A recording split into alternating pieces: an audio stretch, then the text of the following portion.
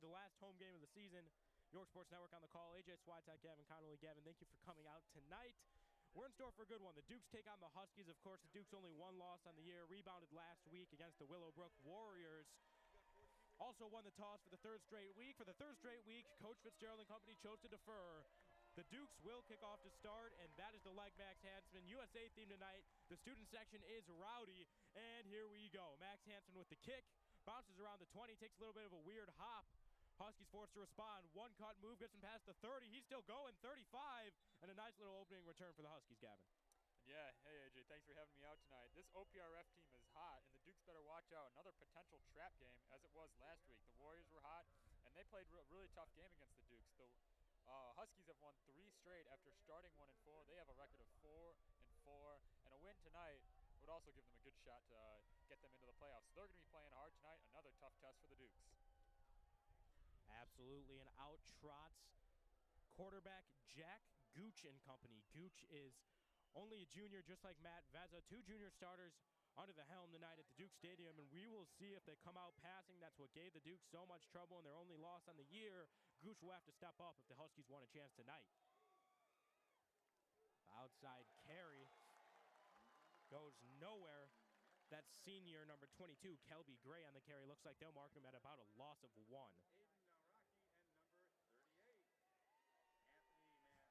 And who else but Aiden Naraki on that tackle, Gavin? He has been all over the field tonight. And he's been all over the field all season. Second and about 11 now. Gooch and company. Gooch dropping back to pass.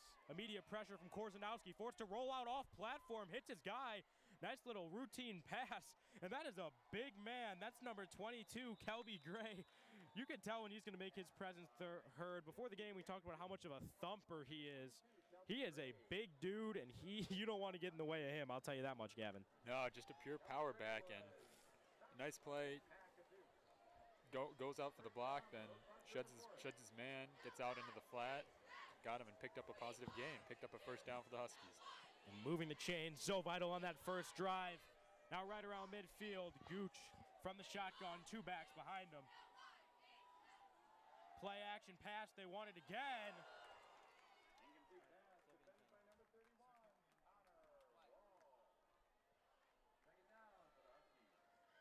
And that pass was well off the mark. He had his guy, just threw it behind him and nearly intercepted. That was almost Connor Wall's 5th interception of the season. Couldn't hang on. 2nd and 10.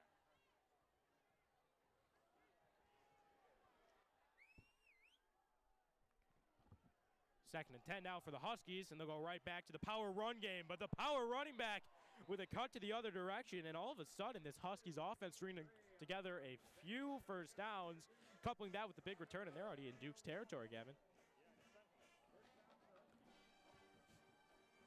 And it's been a couple weeks in a row where this Dukes defense has kind of struggled against the run, at least in the first quarter or the first drive. 2 weeks ago it was Sean Allison from the Hinsdale Central, and then last week it was Jalen Gray from the Warriors. As Gooch on the designed rollout tries to hit number 3, Ryan Martinez. That junior to junior action was something we also were targeting before the game. Had a tight window to fit it.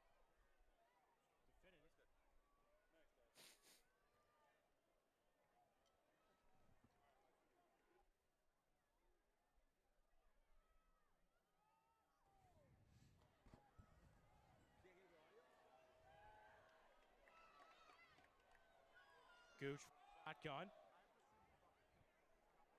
Another first down give. That give to Kelby Gray. 2nd down.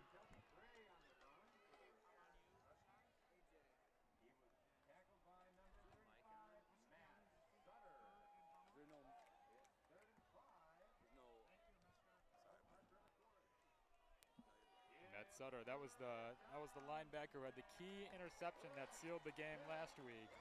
Already being active early in the run game. Now Gooch on the 3rd and 5.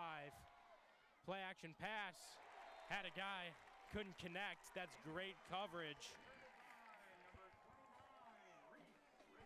Reese Richardson with the breakup.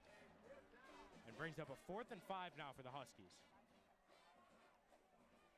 this is, again, a big decision for the OPRF coach. This is kind of the range where your offense has had a good drive up to this point. You're obviously not going to kick a field goal. 4th and 5 isn't that hard to. And what do you know? They're staying out onto the field.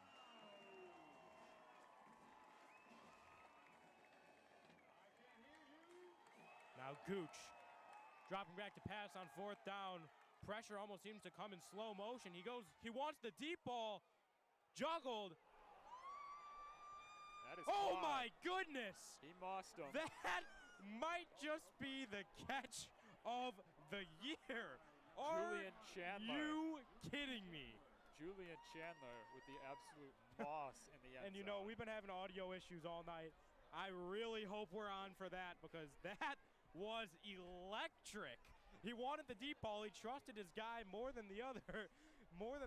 And Gooch, with the faith in his teammate, puts up a massive 4th and 5 touchdown for the Huskies. And how about that pass? Like just what you were saying, that was an incredible throw by Jack Gooch, putting it right where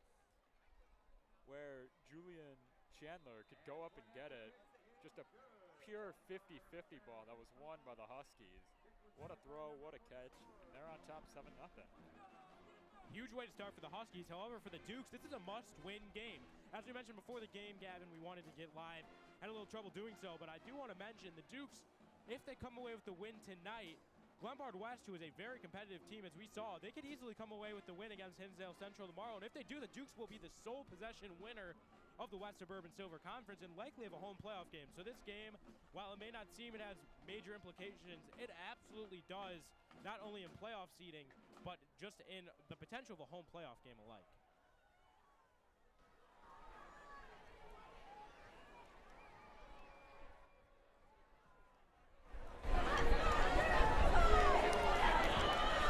And now the usual squad back deep. That's Cal Harris, Kelly Watson. Dukes looking to answer. That was a very quick possession, Gavin. They moved down the field. And I guess that deep touchdown helps the time of possession go by so fast, but really not a lot of time off the clock. Only 9:36 to go here still in this first quarter. Kick is up. It hangs for a long time, and it's going to give Cal Harris a little room to work. Harris past the 25, getting through the middle. Cal Harris gets it past the 35 himself. 2 good opening kick returns for both squads.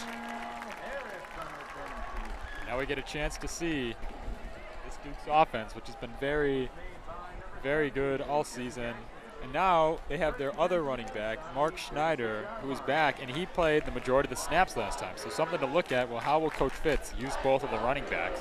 Schneider had about 15 carries and a touchdown last week, so interesting to see who carries the majority of the load tonight. Absolutely, and it looks like they'll start with the shifty junior running back, Kelly Watson, in the backfield. But Vezel will drop back to pass on first down and hit his guy. That's Charlie Specht, bobbling the ball, but it's called a catch. Specht makes it a second and manageable, and you know I say it so often, but that first play of the first drive is so vital in the tempo for the rest of the game. Just very, very fortunate. Specht is able to hang on to it, moves it to a 2nd and 5, and now the Dukes are in a power position here on offense. They get to open up the playbook for Vezel and company, maybe take a shot downfield. Vezel, little screen to Wagner. Jack Wagner stumbling, gets the first down, moves the chains for the Dukes. Jack Wagner able to do a little bit with his legs there. After the screen pass, picks up the first down. And if you want to direct your vision down to number 44, Zach Fuglesing is back on the field for the first time. Of course, had the ruptured kidney. Great to see him back in action. Should be back to school full time in due time. Great to see him out there. Great to see the Dukes getting healthy. And really, they're healthy down the stretch as much as you could ask. Most starters still in their roles as Vezel to Watson. And a little RPO. Watson looks like he has about 3.5. And I like what the Dukes are doing early offensively, just not being over-aggressive, over-conservative. They're out throwing the ball, and they're getting their wide receivers into space. Their wide receivers have been so good all year, and even Kelly Watson as a receiver. It's been great. They're getting them out into space, getting these 8 to 10-yard gains. I should say 5 to 8-yard gains. Now it's Vezel dropping back to pass yet again. Fitzgerald trusting his guy early, and rightfully so. That's a completion to Cal Harris that will be marked just short of the first down. Huskies get a favorable spot. I thought he had it, but he's marked short, and it'll be a 3rd and very short now for the Dukes. That's 4 straight completions for Vezel.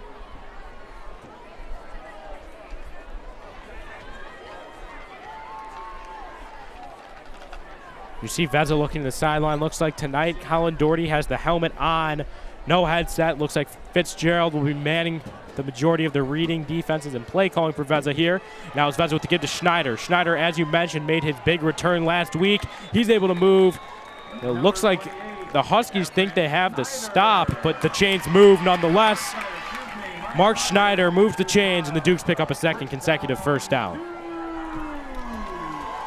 Moving the ball nicely, and this is an OPRF defense that has struggled. They gave up 60 points to Glenbard West and have given up an average of 27.86 points per game, so look for the Dukes. I bet you they have that in mind and are looking to be aggressive and really push the ball downfield more than usual. Absolutely. Pre-snap motion leads to another Wagner screen. Wagner once again able to fight for extra yards, pick up about 6, and make it a second and manageable.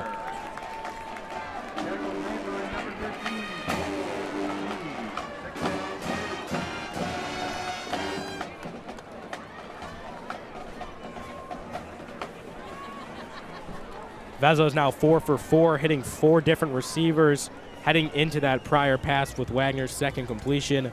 Vezza doing a good job spreading the football around, and the Dukes offense doing a really good job coming out hot. That's something that we have needed to see from them all year. It's so often that they do great after the halftime adjustments, but it's good to see them get out early and try to answer this Huskies push. Now it's Kelly Watson up the middle. Watson trying to cut back, and he'll get about half of what's necessary, make it about a 3rd and 2.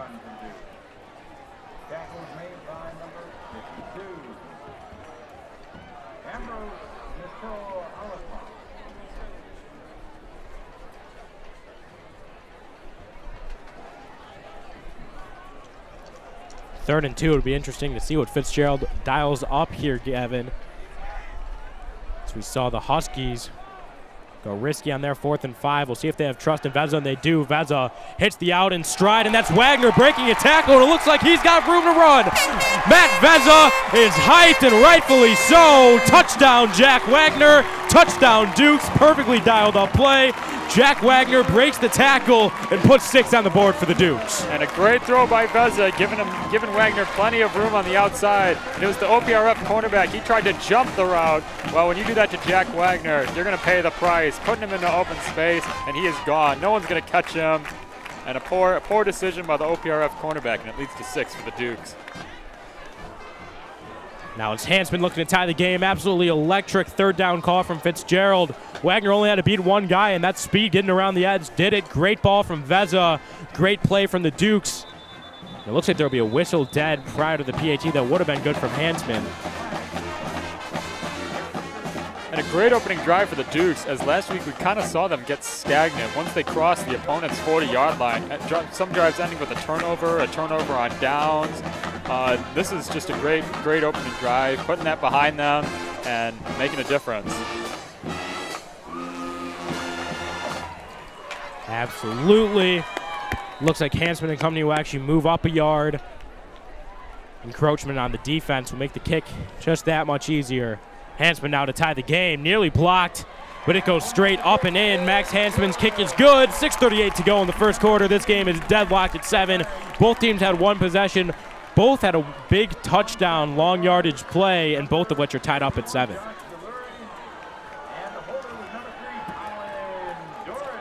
Following that drive, Matt Vezza is now 6 for 6 with 55 yards and a touchdown, and he has loved hitting Jack Wagner tonight. Wagner is now 3 for 46, and obviously the receiving touchdown himself. Tonight is a special night, you fans. York will recognize former football alumni during halftime tonight. All football runs to check in at the tent at the north end zone prior to halftime. And 2 quick drives at that. Still 6:38 remaining in the first. Not something we've usually seen. Absolutely. It'll be interesting to see if Gooch and company, if that was a scripted drive, or if they truly can continue to drive against the Dukes. That's something we've seen a few times this season. The opposing team against the Dukes has a good scripted drive. The coach is good at scripting, but after that first drive, the Dukes defense starts to take over. But if the Huskies can put together drives, string together first downs like they did last drive, the Dukes could definitely see themselves in trouble, especially with the defensive unit that's allowing less than 10 points a game, Gavin. Returned by number 23, Eric Lott. Second was made by number 35, Matt Sutter. Also important to note that the Dukes' top cornerback, number 22, Matisi Ndezabelli, is back out onto the field. He had suffered a hamstring injury in the latter half of the Willowbrook contest. He was on the sideline getting treatment. Glad to see he's all rested up, legs are feeling good, and he's back out there. And absolutely a huge player to have back out there for the Dukes. As you mentioned, likely the cornerback one that we've seen on the field for the majority of the season. He has done a great job really clamping players all year, so it's a huge, huge, huge relief for the Dukes to see him back out there. And it's Gooch in another one of these two running back sets. This time, the give for the first time of the game will go to number 8, Demetrius Dorch. And Dorch is listed as a quarterback and running back. Was expecting possibly to see a little trickery there. His first time on the field, his first time with the ball in his hands. Doesn't pick up too many yards. Looks like it'll still be about a 2nd and 10.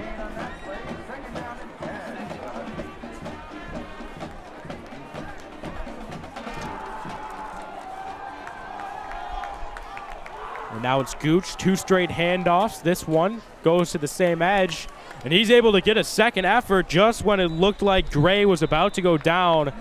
He was still bumbling, and he'll make this 3rd down a lot more manageable for the Huskies.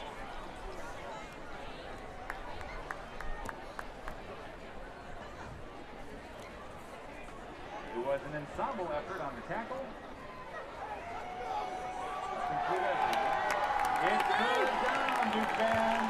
3rd and 4 now for the Huskies. Gooch nearly gets the guy to jump. That's Korzanowski, but there's no call.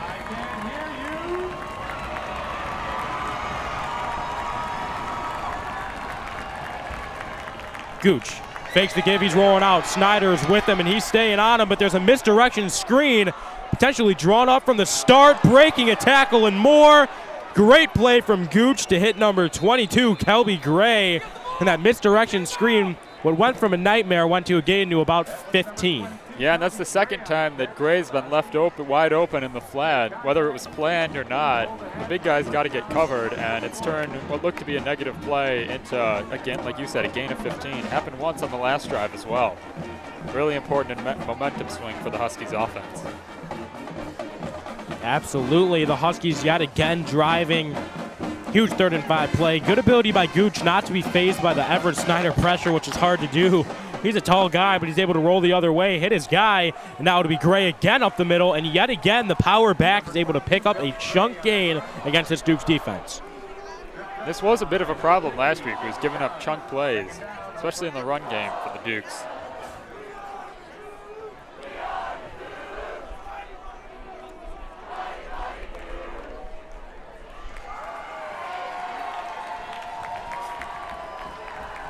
Gooch and company looking to the sideline. Looks like they saw something in the Dukes defense. Calling an adjustment now. The parents of Jackson, a young man who has displaced his family, is in the student section.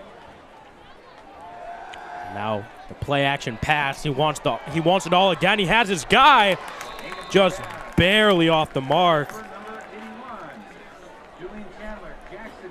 That was Jacob Bickham, who was the intended receiver. Found a hole in the Dukes defense. For a second there, it looked like Gooch had him just a little too far downfield. The Dukes catch a break because there was about 3 Dukes in the area, but Bickham definitely still had room to run.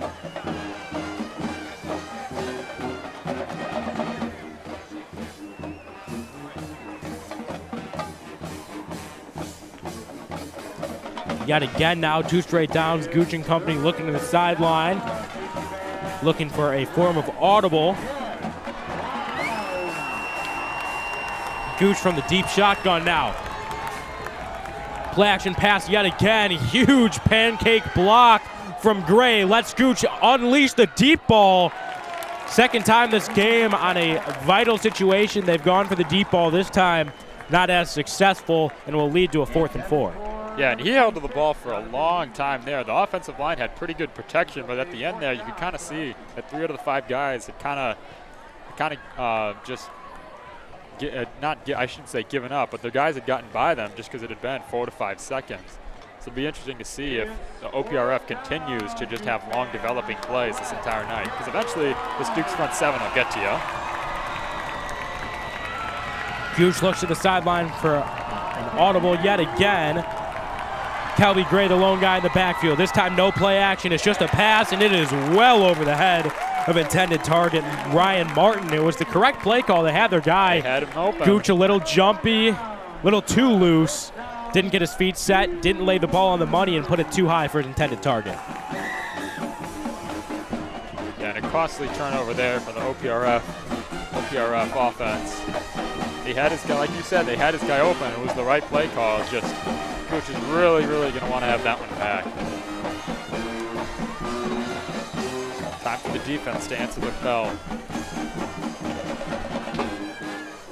Vezza and company, now their second time on the field. Vezza without an incompletion in that first drive. Was a perfect 6 for 6. We'll see if he can continue it. Now with the give to Watson on the jet sweep.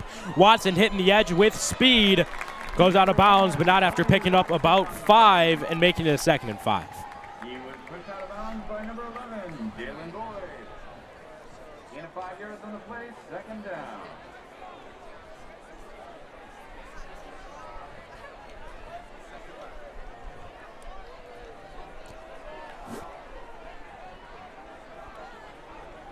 Second and 5 now. And Schneider in the backfield. Watson lined up as a receiver, and it will be the give to Schneider. Schneider cuts through the middle. Goes down. It'll depend on the spot. Looks like he'll be spotted about a yard shy. It'll be a 3rd and 1.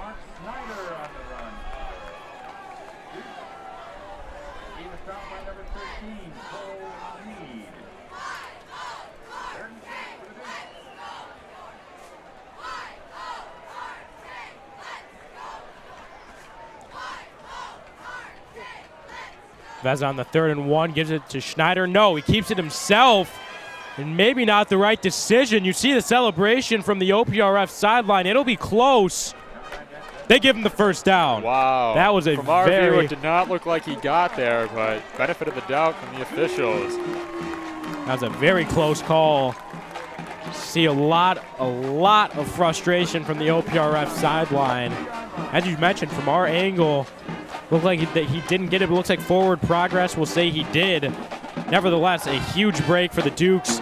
Gives them a fresh set of downs here from the 42 of the Huskies.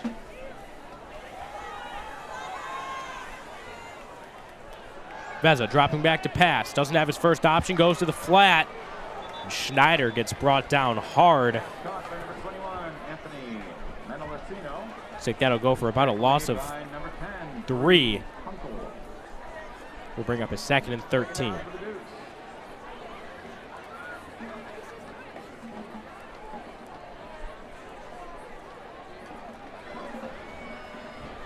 Now 4 wide for the Dukes. Watson in the backfield, Schneider on the sideline for this play. Vezza with the hard count, looks to the sideline.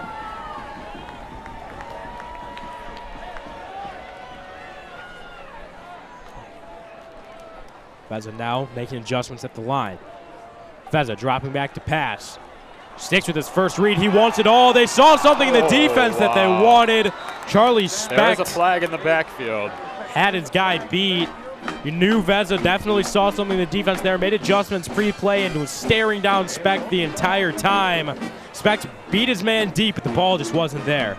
Yeah, it would have been coming back anywhere. There's a holding penalty on the Dukes, but great play by Specht to beat his man on the go route. Absolutely. The potential for a big play is something that the Dukes will be looking for right now. So it looks like, at least from our perspective right now, as the Dukes are walking back, it looks like OPRF may have accepted the penalty. No. Signal for the decline penalty.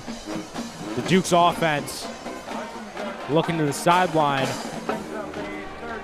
It'll be 3rd and 12. Penalty declined. Keep it a 3rd and long situation. Now all of a sudden, Vezza and company only have so many plays they could go to.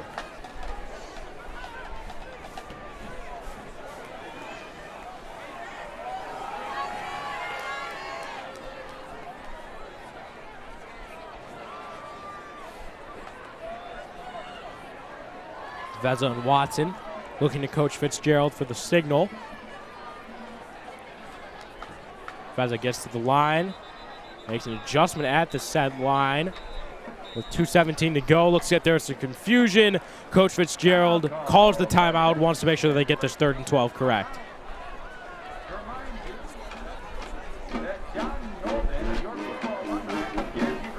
just to revisit York's last week, they had a win at Willowbrook, 14-10. For those of you that don't know, highlighted by a punt return touchdown in the fourth quarter by Brian Filosa. It was an absolutely incredible return. We did not have the film of it as our cameras had gone out, but nonetheless, for everyone who was there, it was absolutely incredible to watch. And that ended up being the game-breaking touchdown. The defense made key stops late in the game.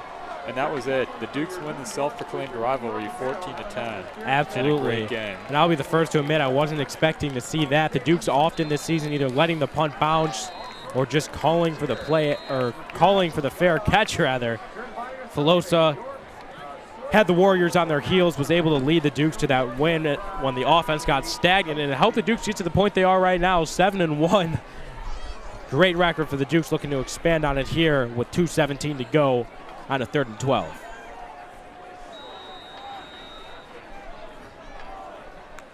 Veza dropping back to pass. They'll go for the short screen to Kelly Watson. Watson breaking a tackle. Got close. It'll make it an interesting 4th down decision. With a play call like that, you expect that maybe they were expecting this to be 4-down territory. Must have been 4-down territory no matter what, as it fits. Specht will sub in for Harris.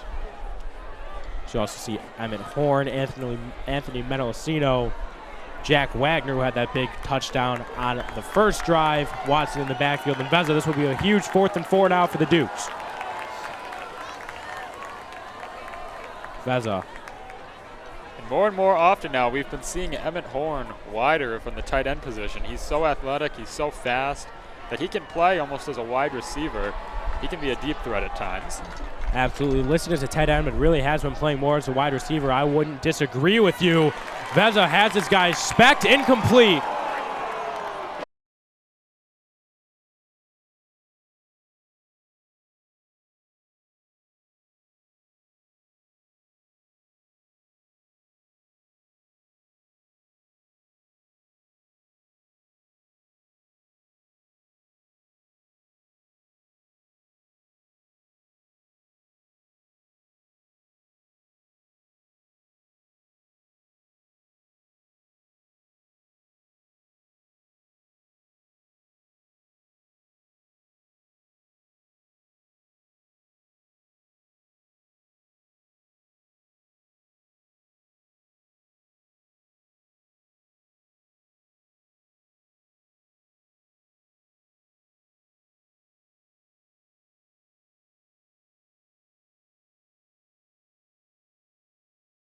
On the handoff there, he'll get to about the 6.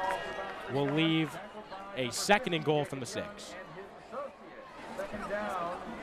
Oak Park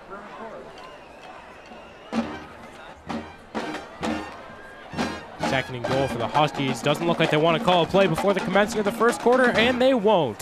Time will run down. It will be tied 7-7, but this Huskies offense is moving.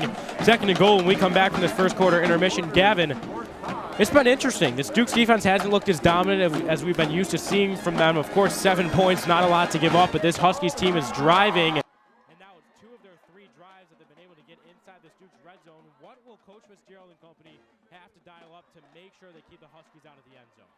Well, I really think their focus player has to be on Demetrius Dortch. He's been the only guy who's really been a consistent threat to this Dukes defense. They got to really just acknowledge him, double team him, really stack the box when he's in the backfield. So I would say if you focus on him, make the other guys beat you, not just their star. They should be in good shape. It was kind of similar to the Hinsdale Central game where they had Thomas Skokna playing as like a utility guy. They made some adjustments on him, able to control him. They do something similar tonight. Skokna was huge in the first half, though, for those Devils. Big reason the Dukes have a loss on their record right now. And I know that you said Dortch has been the major factor, but you cannot discredit Gooch, who is only 5 of 12, but he has already surpassed 100 yards. Not something you see in high school football, but even more so the West Suburban Silver Conference too often. Gooch now at 115 yards on the day, has a touchdown to show for it. And now on 2nd and 6, we'll see if they opt to pass yet again.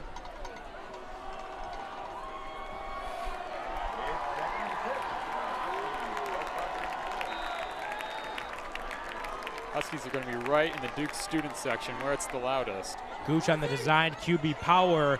He gets in, and I have to say, Gavin, this play calling has been electric. This is the first time all season, at least that I've been on the call, that we have seen a team get downfield and score twice this easily against the Duke's defense.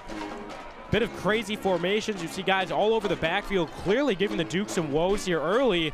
Now all of a sudden the Huskies, as you mentioned, could be a trap opponent, up 13-7, looking to extend the lead to 7 here with 11:55 to go in the second quarter. Yeah, this offense has been in full control so far, just giving the Dukes a lot of different looks, a lot of different play types.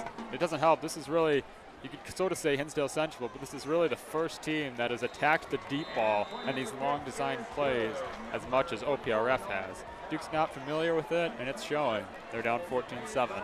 Absolutely. The kick from junior Nolan Vitale is good. It was low. It was a little wobbly, a little bit of a line drive, but it got in there, and that's what counts. Counts for a point. 14-7 now is the score. Huskies on top, and this offense has looked tough. Gooch and company done a really good job pushing the ball downfield.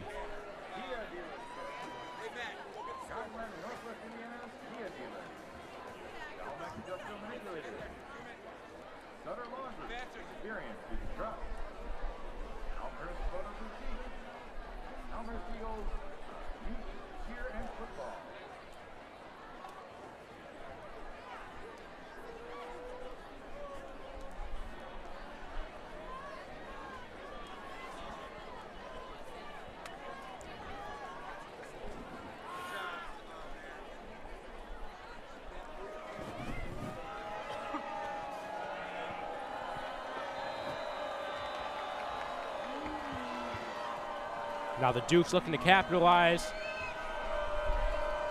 Potential offensive shootout tonight. Not something we've seen for a couple weeks now. Now it's Watson on the return. Watson has a few lead blockers, tries to get that second burst of steam, but he'll be brought down prior to the 30-yard line.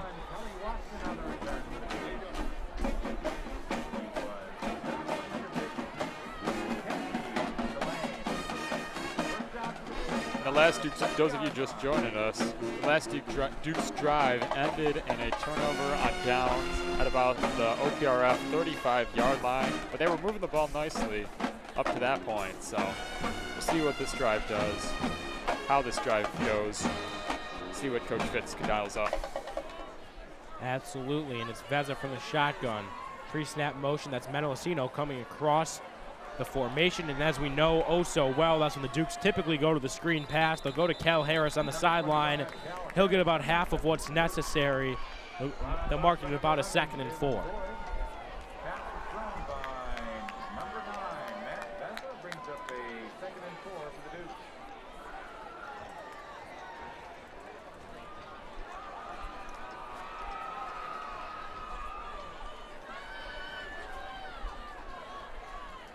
Veza with the give to Watson.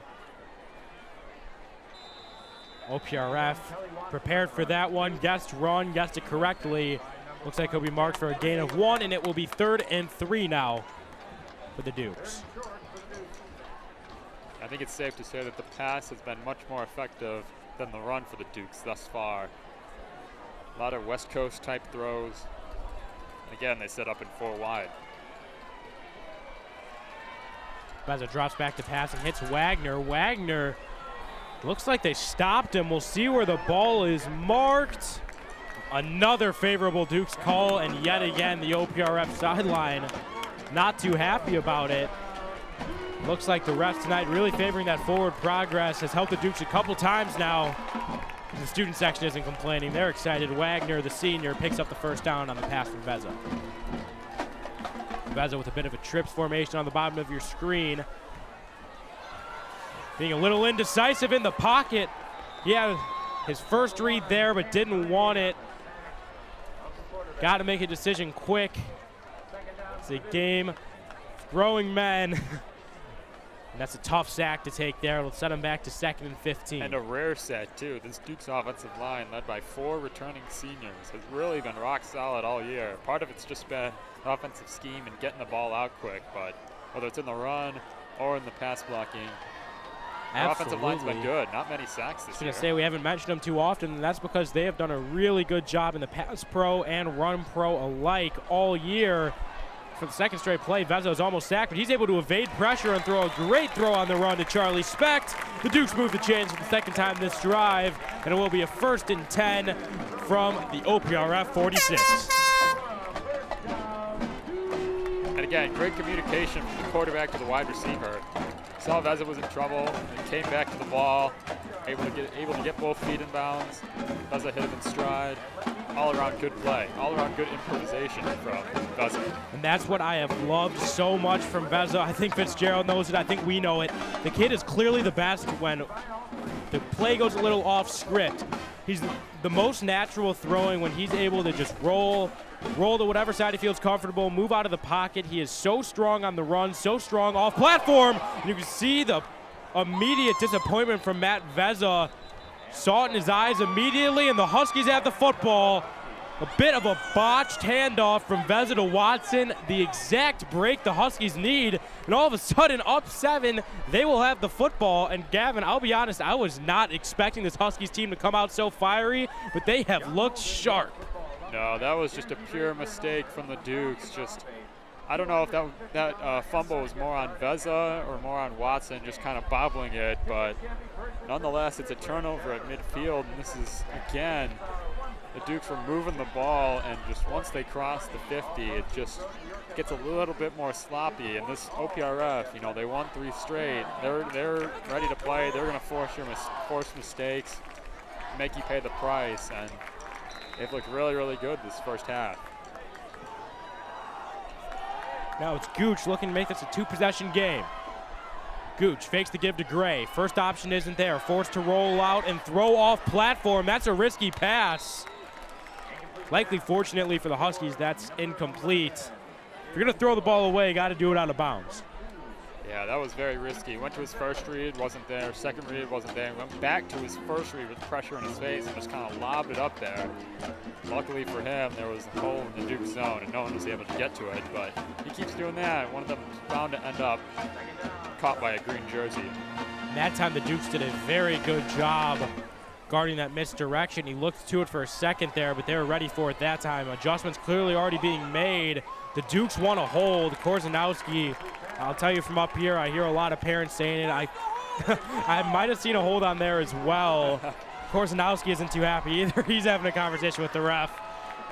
But nevertheless, it is an incomplete pass, and it will be 3rd and 10, so penalty likely would have been declined regardless. 3rd and 10 now. Gooch and Gray yet again the only 2 in the backfield. This time it'll be a bit more of a traditional formation. 4 wide, 2 on each side of the formation. Student section's getting loud. They're into it. This is a huge turning point in this game, regardless of what happens, and it looks like OPRF is committing to 4-down territory. And I'll tell you what, a bit of a tackling drill there. That should have gone for no gain, but after breaking 2 tackles, it makes it a 4th and much more manageable. And after the Huskies clearly were defeating the 4-down territory, what could have been a 4th and 10 is now a 4th and 5, and unsurprisingly, Gooch and company will stay out there. Yeah, and that was wide receiver Eric Locke, who looked like he was going to be tackled at or behind the line of scrimmage, dancing around some guys, getting positive yardage for the Huskies. Absolutely.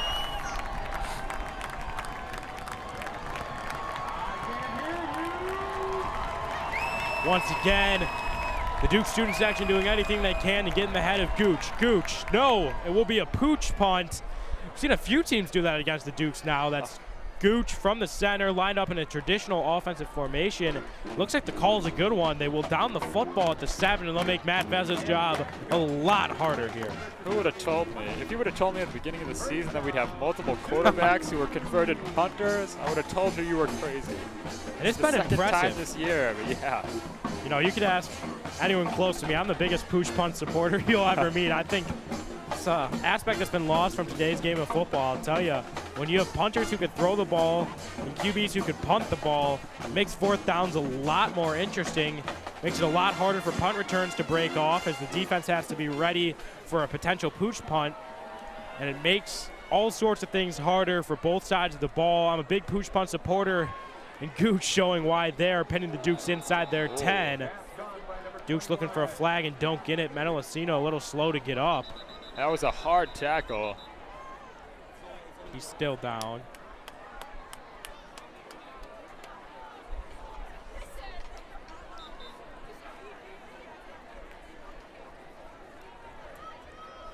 Menelacino now on his own 2 feet, but getting attention from multiple members of the coaching staff. Looks like he may have just had the wind knocked out of him.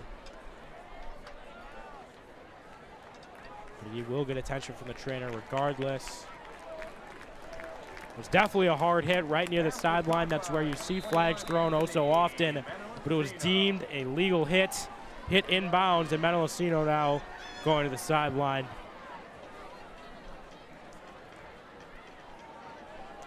Going through it with the trainers. Now 2nd and 9. That did not go for a large gain for the Dukes. Veza dropping back to pass for the 2nd straight play. Veza wants it to the sideline to Specht.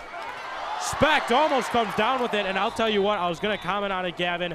I saw after that fumble, immediately Specht ran to Veza. They were talking for the entirety of that pass drive.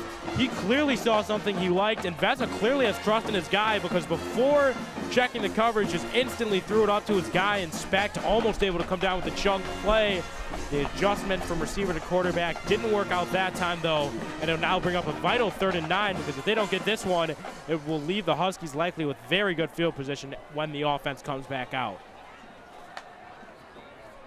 Veza has Wagner on the sideline, but is in and out of his hands. Many times tonight we've seen in those semi-long yardage situations, they love to hit the sidelines, and yet again, it could have worked. Who went in and out of the hands of Wagner to let the Huskies offense get back situated on the field with 7:51 to go in this 2nd quarter.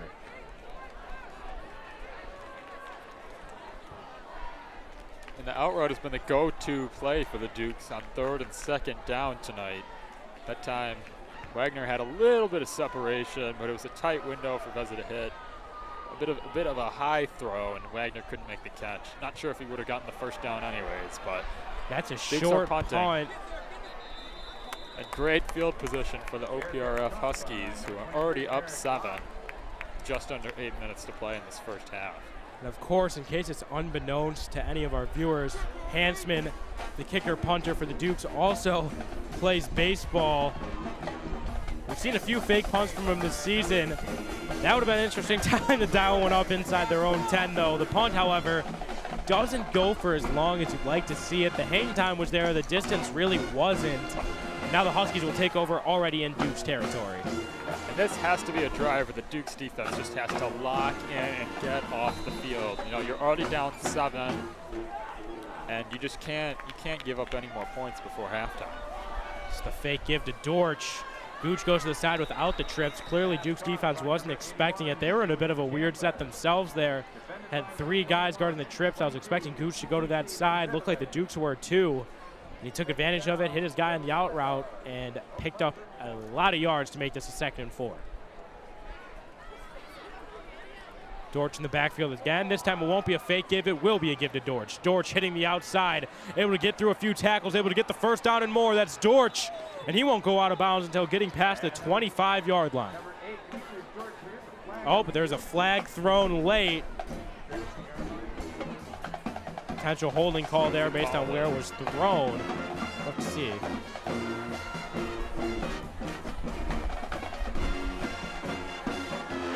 It's a face mask on the Dukes. Signaling for the face mask, so just adding salt to the wound on this drive. As you mentioned, this is a drive the Dukes really cannot afford to give up any points, let alone 7. Already trailing 7 in this game in a must-win situation. Huge for playoff seeding. And even more so, honestly, for the morale. The last thing the Dukes want to do is pick up a loss before the playoffs, especially to a sub-500 Huskies team sitting at 4-5 on the year. There's another give to Dortch. Dortch yet again able to look so shifty. Dortch picks up the 1st down and more. That play a little reminiscent of the Beastquake, and there's a flag thrown after the play. Might be a taunting. Say both teams still getting into it a little bit, but Dortch breaking tackles, stumbling, bumbling, whatever you want to say. He's looked good all night. This 1-2 punch of Dortch and Gray has looked really good, but it looks like the play is coming back. The late flag comes against the Huskies. Yeah, and you got to assume that it's taunting there. Dortch is going over to talk to his coaches. How late the flag was thrown, absolutely the assumption. Now with 7:03 to go, both teams having costly penalties on this drive. It'll set up a 1st and 11, it looks like it's marked as, for Gooch in the offense.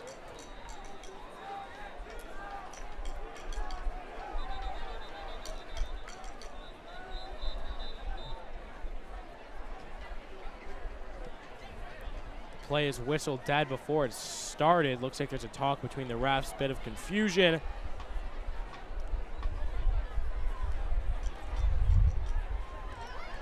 Going to Coach Fitzgerald and company, explaining the situation of the flag, why it's a 1st and 11. So yes, it likely was a taunting call. Gooch, in one of those shifty 2 running back formations. He'll give it to a new ball carrier, his first time getting the give out of the backfield tonight. And it goes for a relatively nice gain. That's number 5, Anthony Brown, the senior defensive back and running back. This Huskies team has almost everybody listed at multiple positions. Very versatile, a lot of athletes on the squad, and they have looked like the better team so far halfway into the second quarter. Now it's Gooch dropping back. He'll give another give, and this time it will be a 1st down. Yet again, Anthony Brown, the he was the senior same defensive back that played textbook coverage on Specht on the near sideline here on that deep ball the last Duke's drive. Absolutely. Just goes to show the versatility and the talent of this West Suburban Conference. And you know how often I say that when you push the ball downfield, good things happen. Today's day and age, there's so many pass interference calls on plays like that, so it was definitely impressive to see him have that good of coverage on Specht. And now he's able to get his team the 1st down and more. Now it's Dortch. Dortch trying to get into the end zone. No. Dortch will be wrapped up at about the 5. Gets halfway there. 2nd and goal now from the 5 coming up. And already it's pretty evident to see that the Huskies offense in terms of running the ball has kind of this Shanahan offense feel in terms of a lot of inside and outside zone runs. A lot of cutbacks, whether the outside or the end for Dortch, as there's a direct snap. Dortch taking the direct snap. As mentioned, he is listed as a quarterback, but he does keep it for the running play. He gets about halfway there, and it will bring up a 3rd and goal from about the 2.5, maybe the 3-yard line for the OPRF Huskies. And this is a massive 3rd down, Gavin. I think it goes without saying, but already up 14-7 with time running. This play is one of those plays that separates the men from the boys.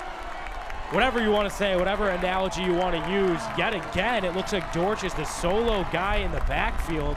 Will be another direct snap to the guy who we've seen play a lot of receiver and running back tonight. But no. Bit of discussion. Looks like a timeout was signaled for, but potentially not called. Now it's called. OPRF Huskies calling the timeout with 5:27 to go. They'll have a 3rd and goal when we come back. We'll take a timeout for ourselves too. 5:27 to go. Huskies on top 14-7 and driving. AJ Swiatek, Gavin, Connolly, York Sports Network on the coverage. We will be right back after this timeout break.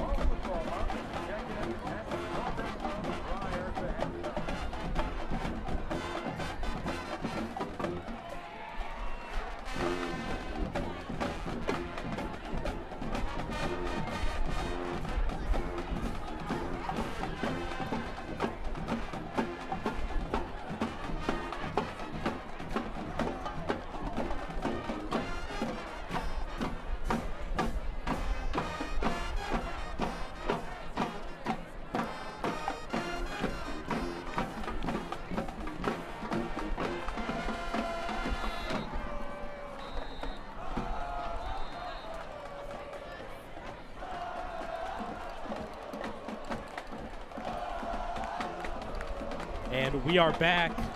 Both teams taking the field following the timeout. Absolutely vital moment in this game. The Huskies already up 7 in case you're just tuning in.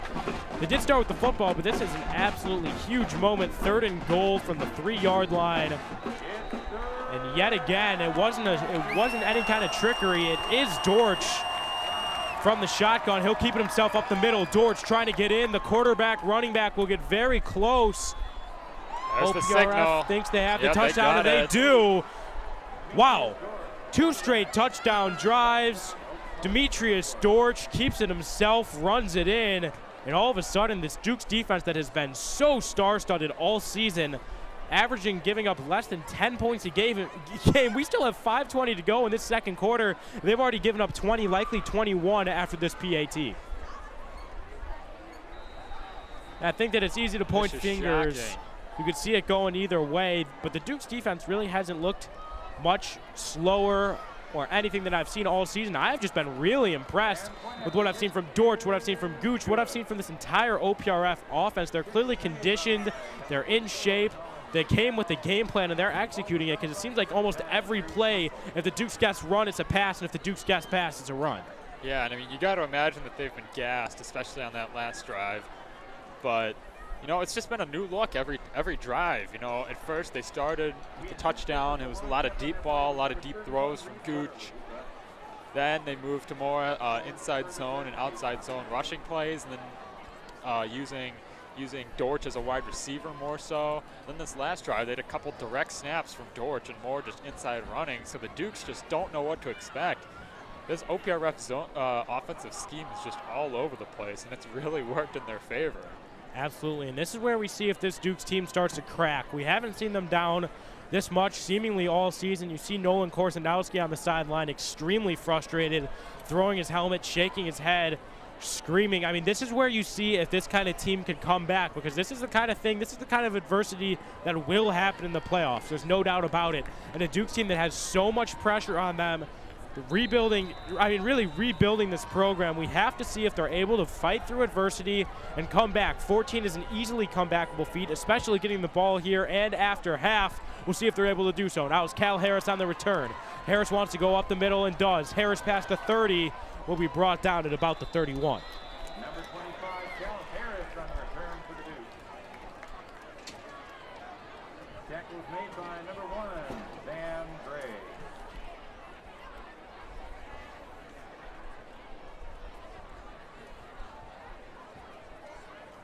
There goes Veza, last one in the huddle, sprinting out there.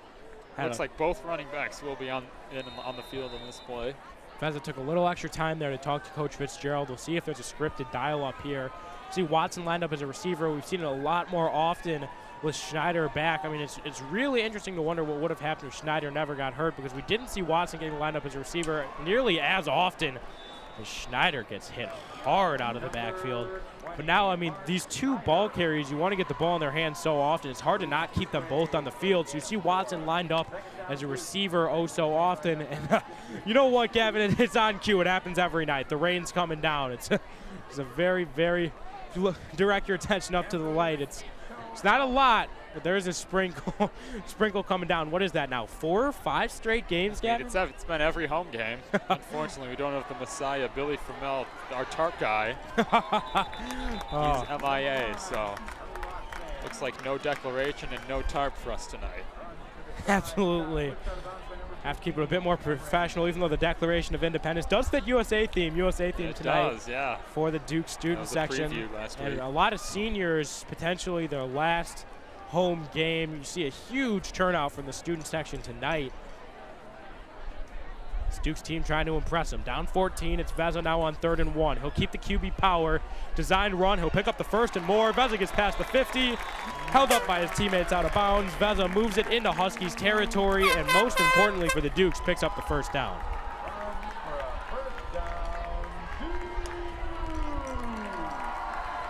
Stop. That was just great blocking on the right-hand side of the offensive line. Even from guys like Wagner and Schneider, the running back, he got a great push as well. And Dominic Bagora with a great pancake on the right side, and showing that Veza got the first down. It's a chance from the student section. Everyone excited to see Veza pick up that first down. Now it's Schneider.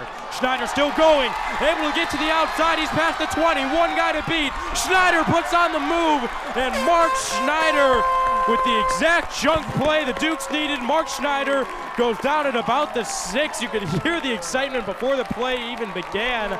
There was a hole and he hit it hard. Schneider with the great ball carrier vision gets the Dukes inside the 10 to about the 6-yard line for a 1st and goal. Yeah, and that time the pre-snap motion really revealed the defense of OPRF to the Dukes, as immediately a direct snap as it gets to about the goal line. But going back to that last big run, they ran Watson as a fake jet sweep. Nobody moved, signifying that the Huskies were in zone, and then just a great push from the offensive line. Just the defense just split like the Red Sea. Huge hole up the middle, and Schneider hits it, burst to speed. Wasn't able to complete the touchdown, but still a great run. The Dukes are knocking on the door. Absolutely, and you saw on that last play a quick no-huddle call. The Dukes are often a team that take a lot of time making adjustments, but they tried to catch the Huskies off guard, and it was definitely a successful play, picking up about 5 and getting the Dukes inside the 2-yard line here for their 2nd and goal. That's Veza with the give to Schneider. Schneider looking to capitalize. He gets in the end zone, but a flag is thrown. Looks like it may have been before the snap. See, this is a huge call, because if it is against the Dukes, not only will the touchdown be negated, but they'll have to start walking backwards as they do, and it will make this 2nd and goal a lot more difficult. It's a false start. Yes, it is.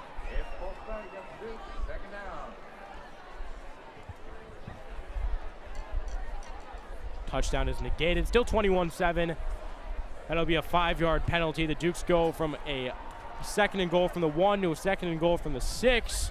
Some teams do like being on the 6 even more, especially those pass-heavy offenses. It does open up the playbook a bit. We'll see if Fitzgerald wants to drop his guy back to pass, or if he'll just continue to go to the run game that has really led this drive.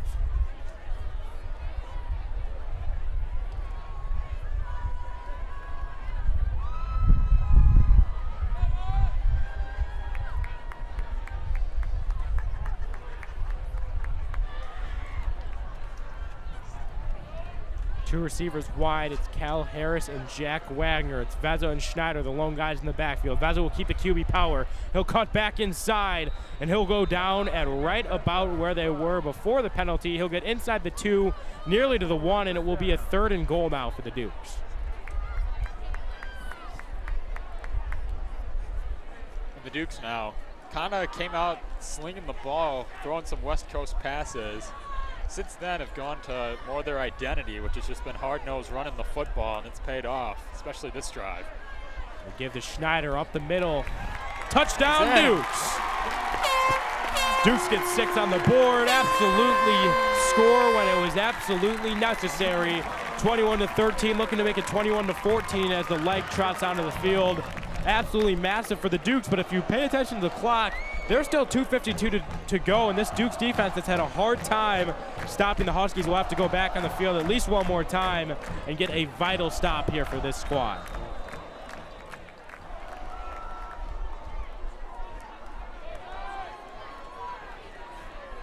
Now the snap, the hold from Doherty, the kick from Hansman. That's perfect. Directly through the uprights. Hansman makes his 2nd PAT of the night and makes this Dukes lead down to only 7.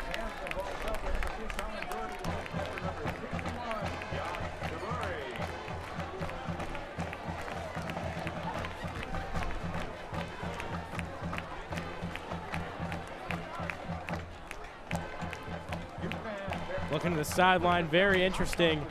Looking at the bench between the offense.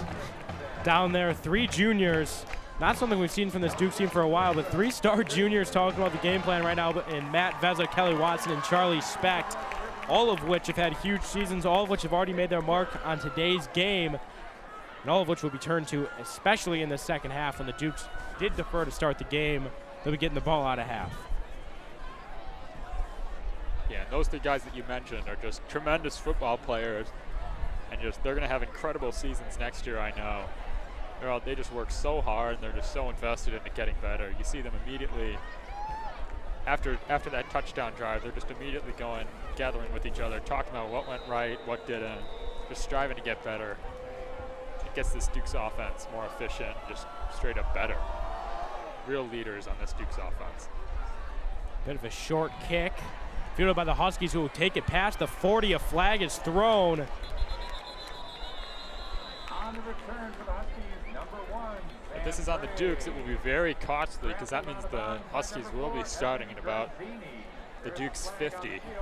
Or I should say just the 50 in general.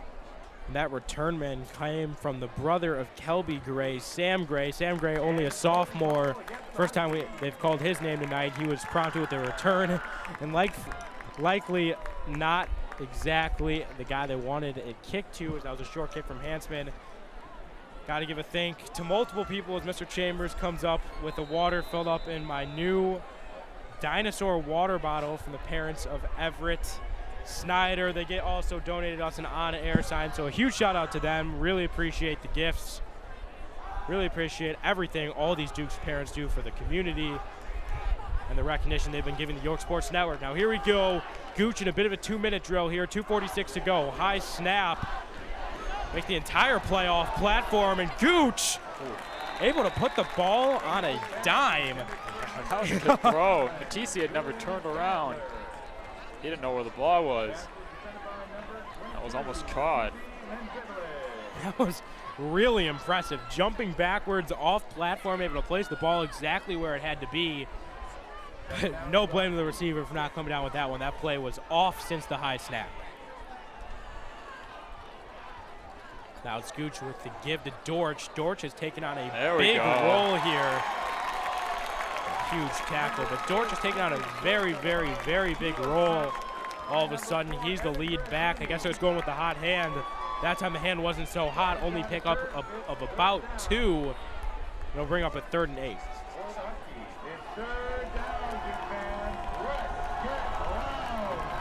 Gooch, quick snap, quick throw. It's tipped at the line and it's intercepted. Absolutely massive heads-up play. Wow. Huge heads-up play from the Dukes. Diving and able to make the interception. Oh my goodness. That's number 19, Jeffrey Coglianese on the play. The senior with the absolutely massive heads-up play for the Dukes. Always keeping his eyes on the football. That's a play at the NFL level even at times. You see the ball hit the turf. Coglianese wasn't playing any games. He was ready. Now all of a sudden, before the 2-minute warning, the Dukes set up deep inside Husky territory. The defense comes up big, finally gets their stop, and they are excited on the sideline. Vezza with the give to Schneider. Schneider will hit the hole up the middle, and all of a sudden it feels like the momentum is shifting. Yeah, I was just about to say the momentum is shifted and the crowd is back into it. And just when the Dukes were on their heels, talk about answering adversity. This is it right in front of you, ladies and gentlemen.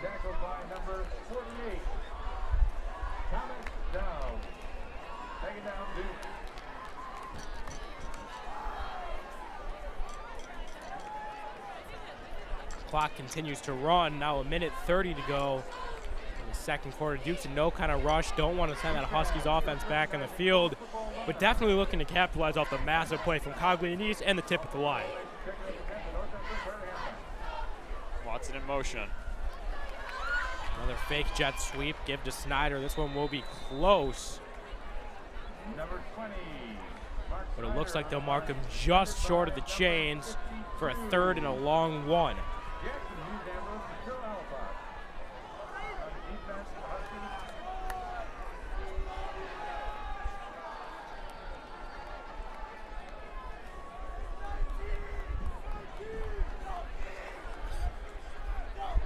Under a minute to play. Important to note, the Dukes do still seem to be taking their time. They have 2 timeouts left.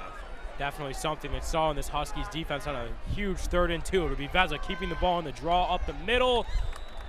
Right decision on the read. He got the first down, moved the chains, and there's a timeout for the Dukes. The clock stops with 37 seconds to go in the half. Dukes only trailing by 7. Got the turnover right when they needed it, and they're looking to capitalize. We'd like to take this timeout to remind you that York Boosters are selling apparel to North and South End at the North End of the homestand. Help support York Athletic Boosters and improve your wardrobe at the same time. Winter is coming. Dress warm in your new York apparel. Just a reminder, tonight is a special night for fans. York recognizes former football alumni during the halftime. All football alums should check in at the 10th at the North End Zone prior to halftime. Just getting word that Matt Veza is now 12 for 16 for 90 yards. A very good game. He has been extremely sharp, making the right plays at the right times. Schneider also has 7 carries for 64 yards and a touchdown. You see him yet again getting the lead role in the backfield. Ben Fitzgerald's notion all year, go with the hot hand. That's why they started with Doherty. That's why they switched to Veza. And now Schneider, following the big run, will be the lead back here with 37 seconds to go inside the red zone for the Dukes.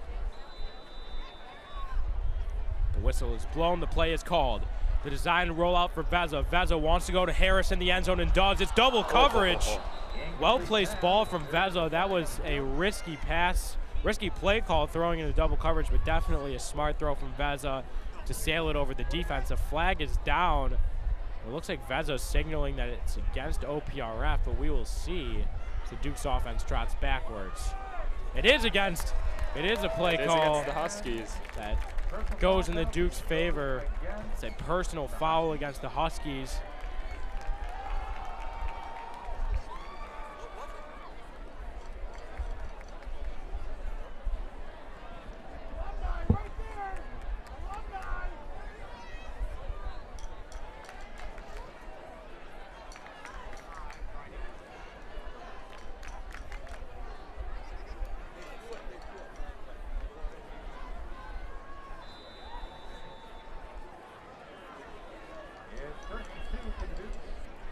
Following the penalty, that's half the distance to the goal. It's now a 1st and 2 for the Dukes. Don't see that too often.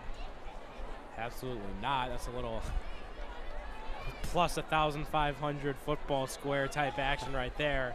Nevertheless, here comes Veza. Veza looking to Specht, throws it to him, and Specht turns around at the perfect time. The conversation on the sideline works this time. Veza, trusting his guy, lays a dart to Specht, who's able to make separation, turn around, and come up with a huge touchdown grab on the 1st and 2. And now the Dukes are an extra point away from tying this ball game. What an answer, and what a grab by Specht. Turned around at the perfect time. Didn't even have to push off at all, just extending the body, making his own separation. Just an incredible throw to catch. Veza had some zip on that throw as well, and the Dukes are an extra point away. And Specht and Veza sharing a moment on the sideline. That's exactly what they've been talking about. Specht had been talking to Veza all game on the sideline. Clearly worked out there. Shaking hands, high-fiving, getting excited, and rightfully so. Great pass, great catch. And if you want to talk about an answer, Gavin, there's one. Right when it looked like this Huskies team had a chance to score again before half, Coglianese with the huge heads-up play set the Dukes up in a position to score. And Matt Veza, of course, capitalized on that, as he likely will do a lot of the time. Hit Specht in the end zone, confident in his arm, and rightfully so. And now this PAT from Hansman looking to tie the game up. Hold from Doherty, kick from Hansman. It's good. 21-21, 27 seconds to go in the half. The Dukes, 14 unanswered points, absolutely when it matters most. They'll get the ball out of half, and now it's the defense who may be tasked to make a few stops here, but it'll likely depend on this kickoff. Yeah, and it's huge. The Dukes are going into halftime with the momentum, and they will get the ball to start the second half. The offense is clicking right now, so it's going to be huge that they have the ball to start the second half. It'll be interesting to see what's going to go on in the OPRF huddle. Played really well up until the last 6 minutes. Since then, it's been all Dukes. We'll see how they answer, and we'll see if the Dukes can just ride the momentum and keep pouring on the points. That's a little fun from the sidelines. See the Palms and Dan's teams respectively. Looks like after every score from the Dukes, they're doing however many push-ups they have, and already up to 21. This has been an offensive battle. Looks like they stole that from Notre Dame. Notre Dame tradition. I don't know about that. I don't know about stealing. It's the right term there. I would say stealing. I would say stealing. Hansman now. Very short wobbly kick. Looked intentional, but nevertheless, fair catch is signaled for and granted, and the Huskies will set up shop at right about the 33. We'll see if they opt to call any plays or if they'll get in the victory formation heading to halftime.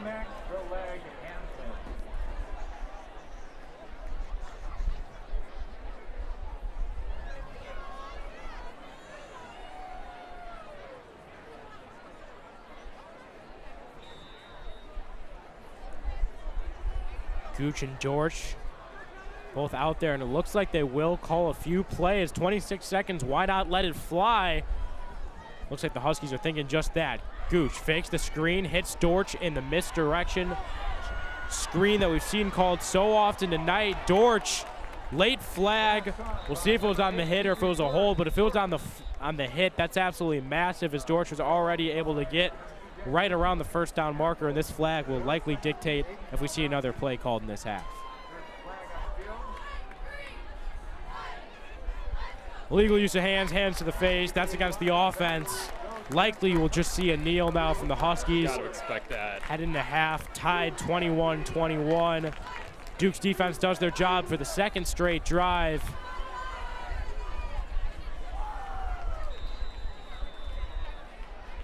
No, it looks like Gooch is still looking to the sideline. He still has 3 receivers wide. Why not?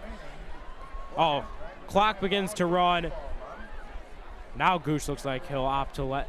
Maybe they don't know the clock is running. Half comes to an end regardless.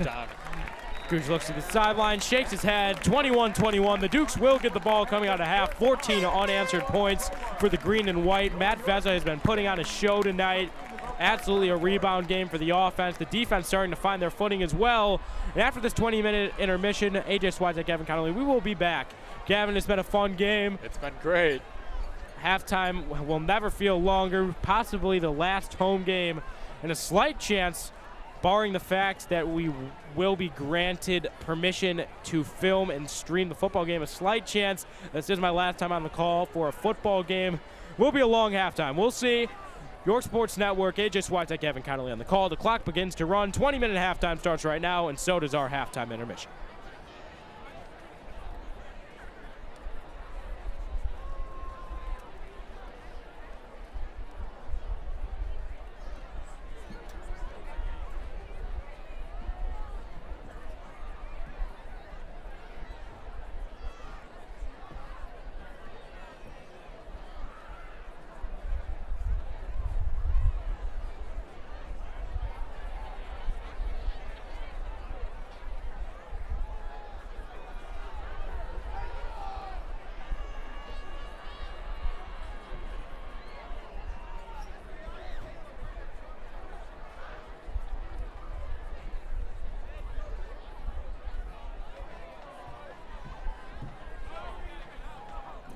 Fans, welcome to tonight's halftime performance.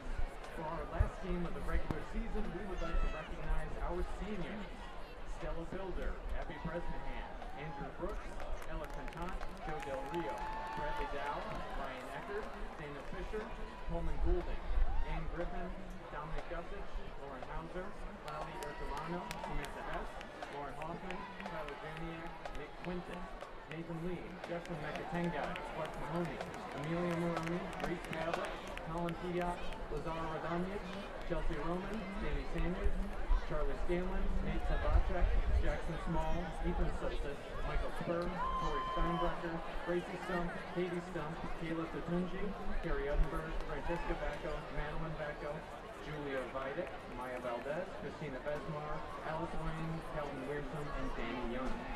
Our drum majors are Justin Mekatengai, Danny Sanders, and Ethan Soltis, who will now perform their salute.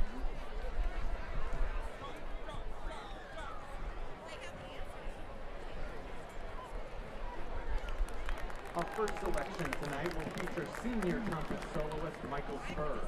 Released in 1981, here's Jay Giles Band's Centerfold.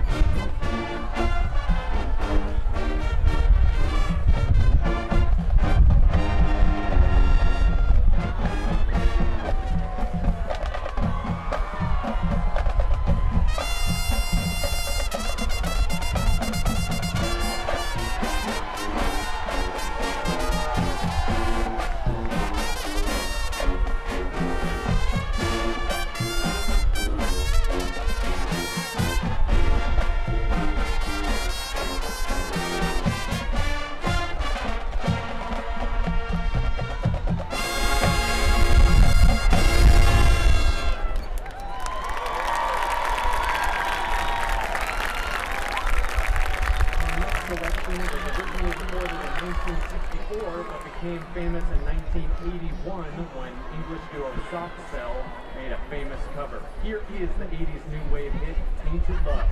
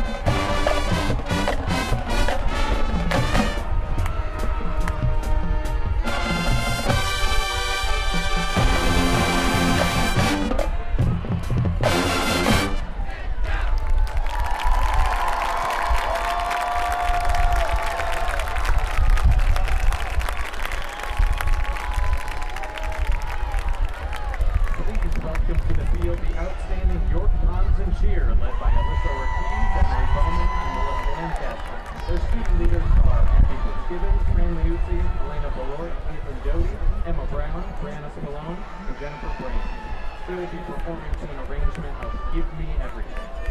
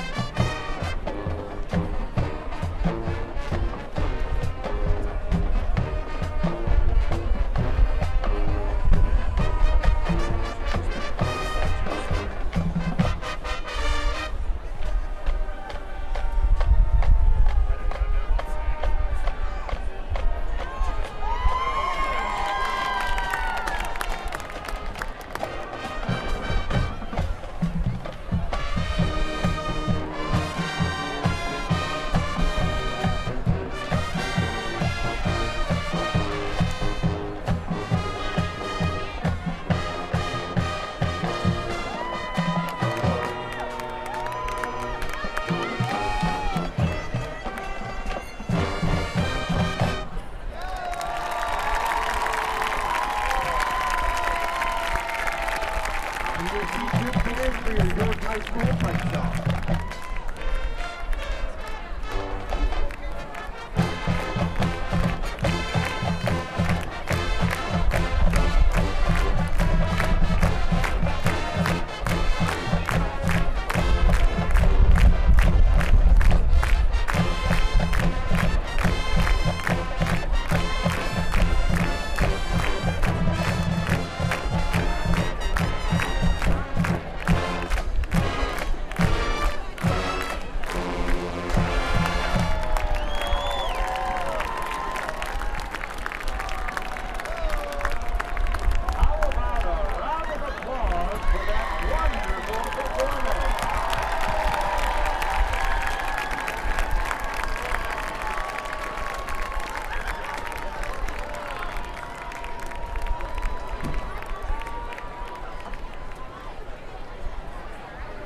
At this time, please direct your attention to the field. York High School Athletic Department would like to honor all of our former football alums that are here tonight. York has a rich tradition in athletics and football. Thanks to the gentlemen you see here tonight for being a part of this tradition. We will recognize alumni by each decade. Here are the alums for 2000 to 2010 to 2020.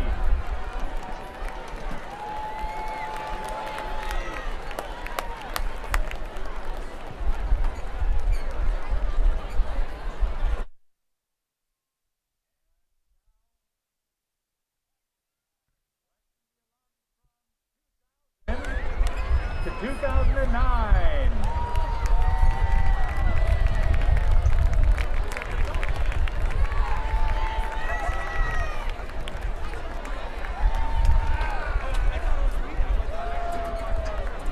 And here are the alums from 1990 to 1999. Please include so they are currently congratulating people who are alumni of York, and this is the 1990 to 1999 class coming onto the field currently. They've already shown the 2010 to the 2020 season, or not season, year, and then as well as the 2000 to the 2009 year. Look at them take a cute little picture. Adorable.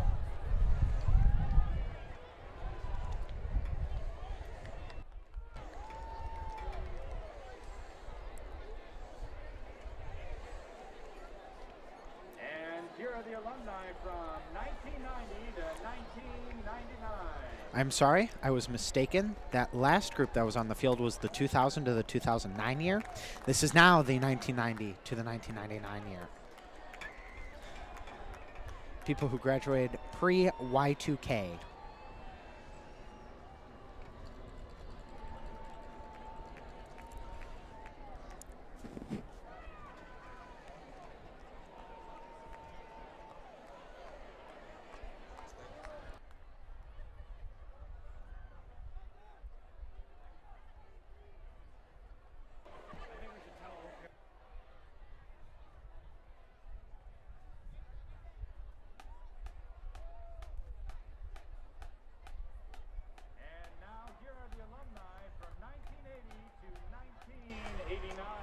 And here's the alumni from the decade of the 1980s, 1980 to 1989. A much smaller class showed up from this age group, but glad they're still a part of York.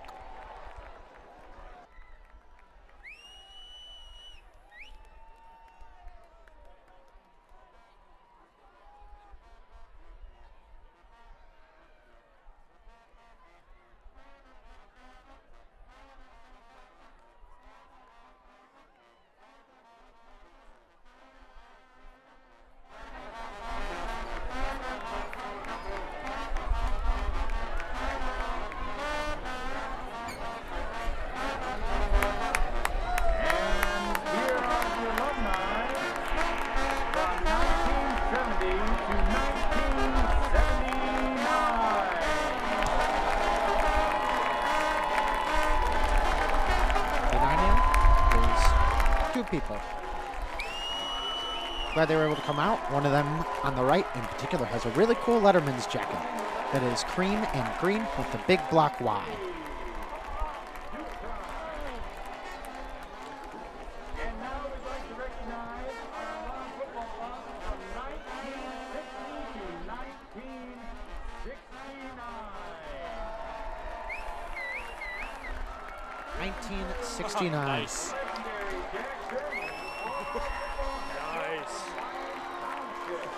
Nice. Look at them. Oh, yeah.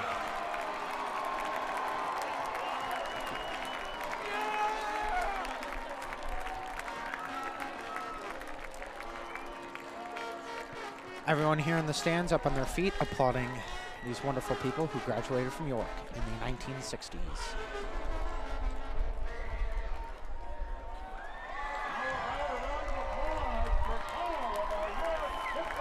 We are now all giving an applause to all of the York football alumni who have come through the program.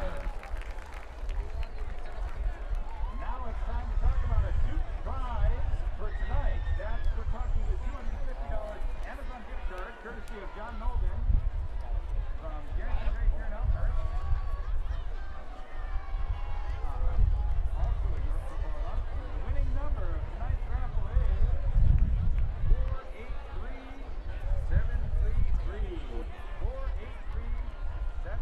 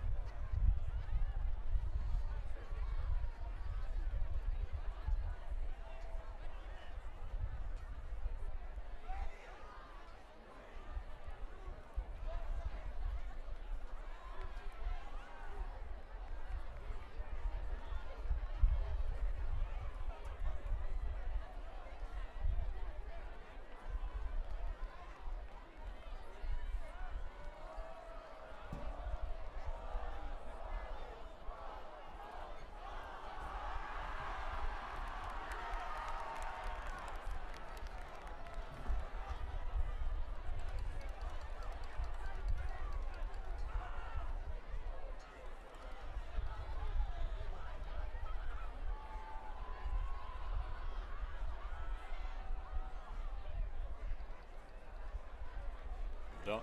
And just under a minute to go now in the halftime intermission. We're deadlocked at 21 apiece here for the Dukes and the Huskies. The Huskies coming into the night 4-5. The Dukes coming into the night 7-1 at home. Certainly the favorites, but the Huskies have put up a fight. Gooch and company have looked really good on the offensive side of the ball. If it weren't for that really big interception from number 19, Jeffrey Coglianese, this game could likely be a completely different story. But it doesn't matter about the journey. It matters about the end goal. And at the end of the day, points are points. The Dukes are tied 21-21, and with now under 20 seconds to go in halftime, they'll come out of the half with the ball, Gavin. And what do you want to see from them in this first drive? Matt Vezzo and company looked really sharp in the first half, put up 21 points. How are they going to continue the momentum and attack this Huskies defense? Well, I do think it has to go kind of in between what the Dukes were doing throughout the first half, and that's mixing in the run and the pass. And we saw that the more the Dukes kind of passed the ball on these little short out routes that were really, really effective in the first half, especially targeting one-on-one matchups. But that's where the running game started to really flourish and spread the defense out, and just really opened up more holes and had less guys in the front seven helping the Dukes offensive line. So that really helped the run game, highlighted by that really long run by Mark Schneider towards the end of the half. And, you know, like you said, Vezza's been great. His completion percentage of over 75%, which is phenomenal at the high school level. So I think having a balanced offense, especially on this first drive, that would be really helpful for the Dukes. And to be clear, that completion percentage is great at any level. Yeah, no kidding. Matt Vezza's looked very good tonight. So has the offense. And as you mentioned, I've really liked what Fitzgerald has done with the playbook. He's kept it easy for Vezza, a lot of short passes, but he's also gone to the pass game a lot more than we've been used to this season. And that's what started opening up the run there at the end. We saw that huge Schneider run as we see Kelly Watson brought down at about the 30. The Dukes will take shot from the 30-yard line. But, I mean, as I was saying, we saw them starting to open up the playbook. They were, albeit short passes, but you could tell Vezza was getting more comfortable. You could see the line was getting really just ready to ball. And per usual, Vezza is taking all of his time possible, talking to Fitzgerald, getting ready, and it's likely a scripted drive out of half here with 11:54 to go. The half is underway. Vezza will open up in the shotgun, as he almost always does. 4 wide. Watson lined up at receiver. You see Schneider in the backfield. And here we go. Watson in motion, they'll give it to him. Jet sweep to Kelly Watson. Watson has a little room to run. He's able to pick up a few and a few more. Kelly Watson, 8-yard pickup. It'll be a 2nd and 2. Pushed out of bounds by number 15, Cameron Craig. 2nd down and 2 for the Dukes.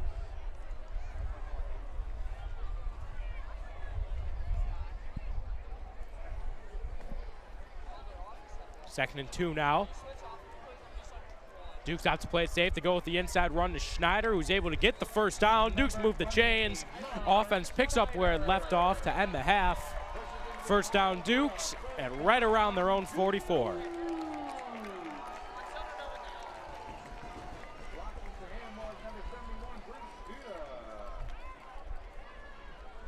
And as always, a great crowd from this Dukes student section, knowing it's the last home game. Got the USA theme for the night. They've really made their presence heard. Scheduled home game. Still a chance for a home playoff game, which would be electric for the Dukes' first time in the postseason in over a decade that they open it with a home playoff game. But don't want to get too ahead of ourselves here. That would absolutely mean they needed a win over the Huskies tonight. They need a little extra help from Glenbard West, the team that they were able to knock off at Glenbard West.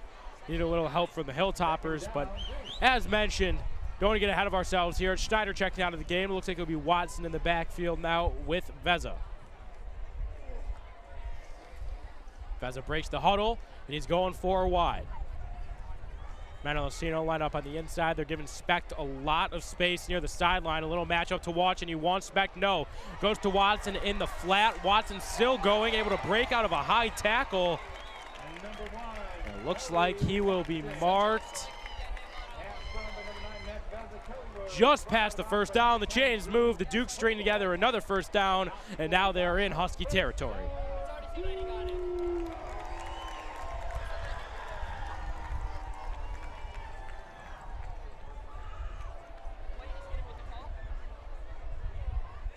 You know, we've seen Watson in pre-snap motion a lot during these kind of what seemingly option runs where it usually ends up being a halfback dive to Schneider. At that time, Vezza actually dropped back to pass, and Watson, he ended up in the flat, uncovered.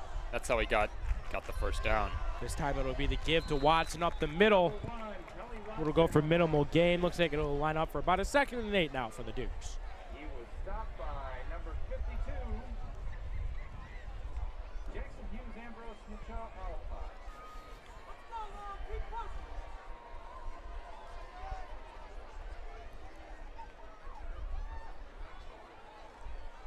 Now it's Watson lined up as a receiver, Schneider in the backfield.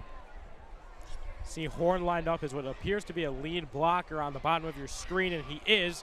The give to Schneider won't gain much, but he's still able to turn the legs, able to pick up a few, and it looks like what could have gone badly will now be a 3rd and pretty manageable. Looks like it's marked at about a 3rd and 4. Number 54 was there on the stop.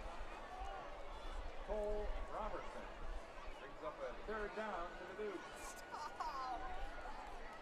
That was Cole Robertson on the tackle. Robertson hasn't had his name called so far tonight, but this OPRF front 7 has definitely been wreaking havoc on the run game, more so than we're used to. This Dukes offensive line, such a sharp unit. Big stop there, and it brings up a 3rd down for the Dukes.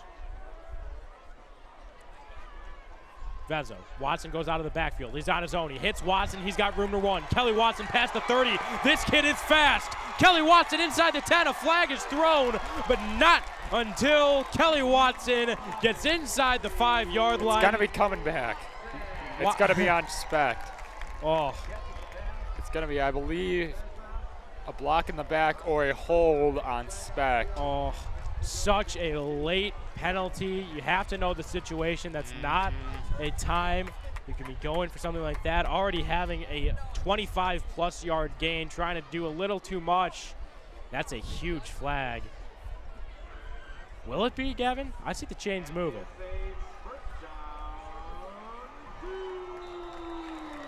Does look like they'll give it to him. So they'll give him the 1st down, but just tack on the yardage after the play. Correct. What would have been inside the 5 is now marked at the 17.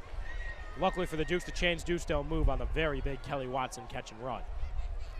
Yards after the catch so big for Watson. You see Vezza keeping it himself. Looks like he'll barely get back to the line. It'll be a 2nd and 10 with under 8 minutes to go in the 3rd quarter.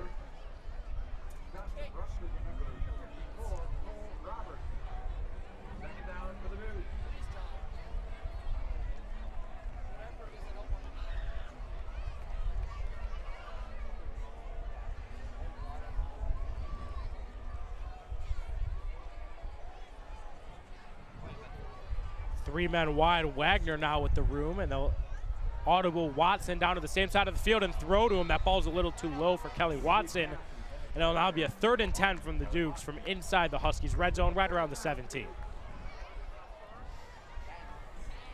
We'll see if the Dukes are playing for the field goal, if they're playing for 4-down territory, or if they're just going for it all right here. This is definitely a huge situation for Fitzgerald. Last thing you want to do is take a sack or turn the ball over, making it a harder field goal, or of course giving the Huskies possession. So we'll see if they dial up a play or if it's just a simple give here to Watson up the middle. Important to know that the wind is not in the Dukes' favor right now. The flag is blowing. There's a screen over the middle to Wagner. Wagner still going, breaking a tackle. There's no flag this time. Jack Wagner over the middle. Fitzgerald is ecstatic. He's screaming, he's high-fiving, rightfully so. Beautifully drawn play. The pass 5 yards short of the 1st down. Wagner able to find a hole, slip through to the fence, and now all of a sudden the Dukes are an extra point away from being up 7 and having 21 unanswered points. Whole reliable. That river play, that short little inside screen to Jack Wagner. Extra blockers on the right side. It's worked every time for the Dukes. That time he was able to slip a couple extra tackles and dive into the end zone for the Dukes' 3rd straight drive, ending with a touchdown. Hansman's kick is high, and it is good through the middle. 28-21 Dukes. 3rd quarter is 7:41 to go. The Dukes now with 21 unanswered points. All of a sudden, everything's clicking. The defense has looked good. The offense has looked even better. Matt Vezza and company driving. Vezza now multiple touchdowns on the day, of course. Huge there for Wagner. His 2nd touchdown on the night. He has looked really good. That first drive, right away, you knew he was going to make his impact heard. He's continued to do so. Vezza to Specht. Huge connection. 7:41 to go. Dukes up by 7. Tonight's athletic trainers are John Mead and Sigrid Della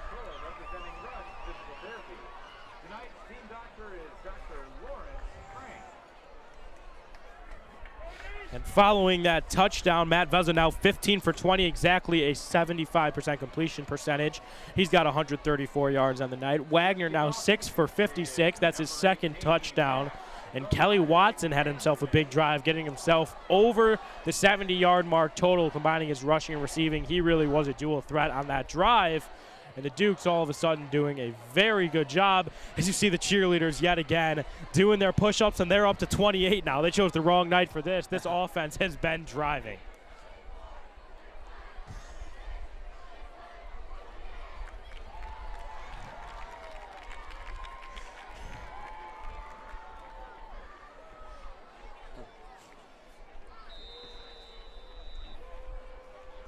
Cheerleaders wrap up their push-ups. Here comes the kickoff. Hansman's kick is long. It is high. It will be fielded at about the 20. No, it's fumbled, bobbled, and takes a Huskies bounce out of bounds. That could have gone very poorly. Muffed kick, but luckily for the Huskies, they'll get a much-needed possession.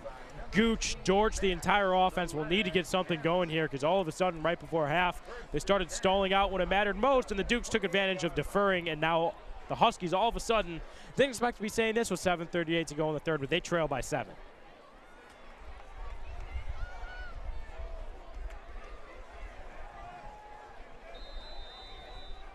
Gray, the lone guy in the backfield. Another interesting, seemingly run formation for OPRF. It's the give to Gray. Gray looks like he'll pick up about 3, but it'll leave him with a 2nd and 7.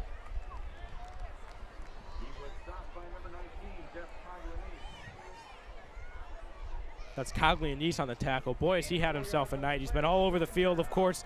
Had the game-changing play, the interception. A lot of tackles, a lot of hard hits. Coglianese is yet again having himself a night. If you didn't know Jeff going into the year, you certainly do at this point. He has been a star for this Dukes defense and team as a whole. Making plays on special teams, on the defensive side of the ball. He's had the ball in his hands a lot, more often than some of the offensive players this year. He has done a phenomenal job, obviously, of course, blocking that punt and bringing it back for a touchdown on our first game of the year against the Saxons. That was electric. Coglianese has made his presence heard multiple times, and he's done so tonight as well. And there's still a lot of time to go in this one.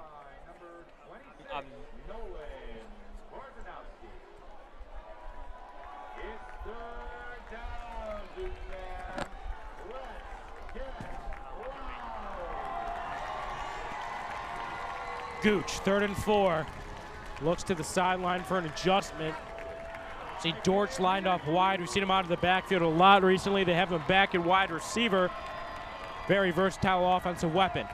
Gooch, quick pass, slit. The ball wouldn't have been catchable anyways. Incomplete pass. Momentum all swerving in the Dukes' favor. It is really a freight train, that momentum train, and it is chugging. It looks like the offense is going to stay out on the field for OPRF. The ball's on their own 34-yard line, so you gotta think maybe some desperation setting in for this offense. And I don't know, this seems rather early to go for it, especially this far down the field. I do have to remind you that earlier in the game we did see a pooch punt in this situation. It's true. See Fitzgerald signaling to his safety, and look who's going back. The pooch punt is correct. You're right. But it's not a good one. It takes a Dukes bounce. At that point, maybe going for it on 4th would have been the better call. You know I love my pooch punts. Got to be able to execute it correctly. That time they don't do so, and the Dukes offense will set up shop at the 45.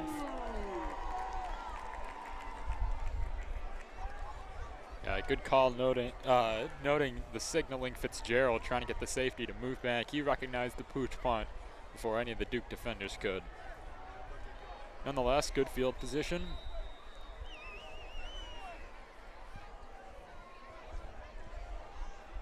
Now Veza yet again, the last guy of the huddle, in his last thoughts in with Fitzgerald. We'll see if they work out here. Dukes on top by 7, 6:05 to go.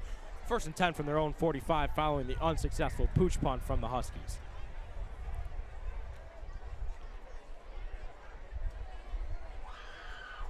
Watson in motion again. That's been their go-to play tonight. They fake to Watson. They give to Schneider. Schneider still going, able to pick up about 4. It will be a 2nd and 6 for the Dukes.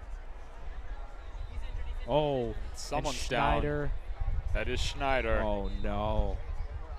Second time this year we've seen Schneider clutching on the ground. He was having himself quite the night, quite the return.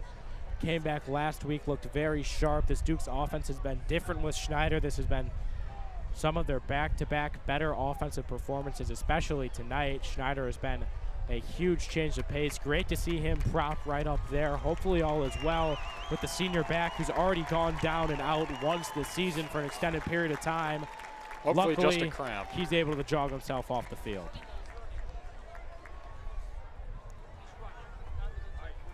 Definitely a good sign to see him running. No Didn't medic, get immediate but attention from the trainer. Second down. And prime number. We'll keep you noted on his status.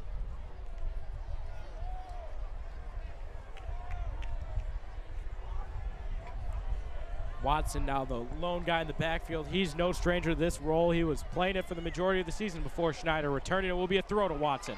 Watson brought down, not something you see too often in open field. Great wrap tackle from the linebacker. But Watson looks like he'll go down actually a yard shy of the line of scrimmage, moving it back to about a 3rd and 7. Third down for York.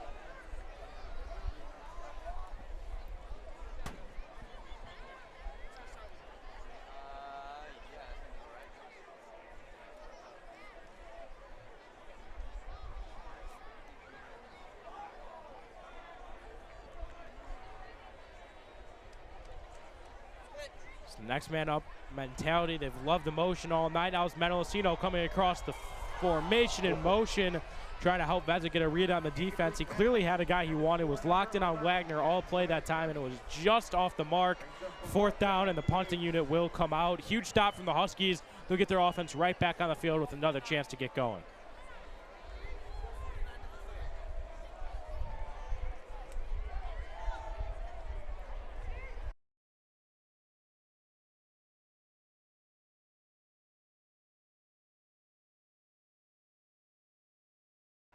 Got word from executive producer Jack Borchers. We're having a little problem on the back end.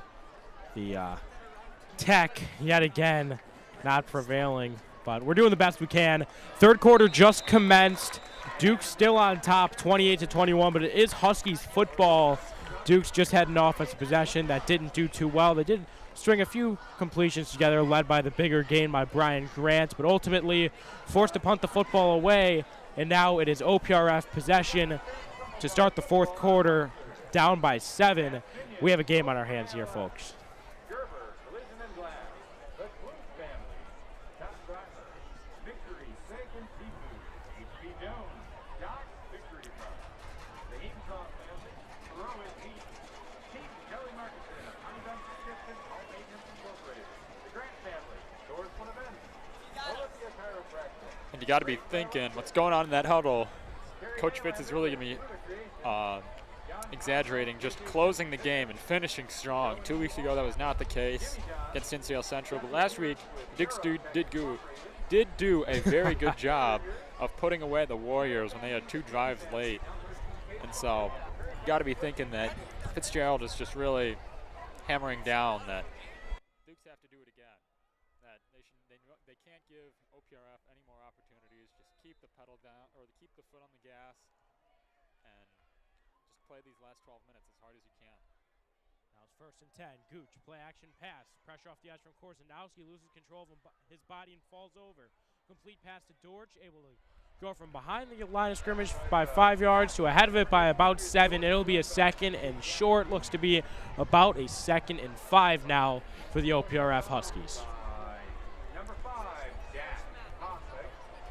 2nd and 5.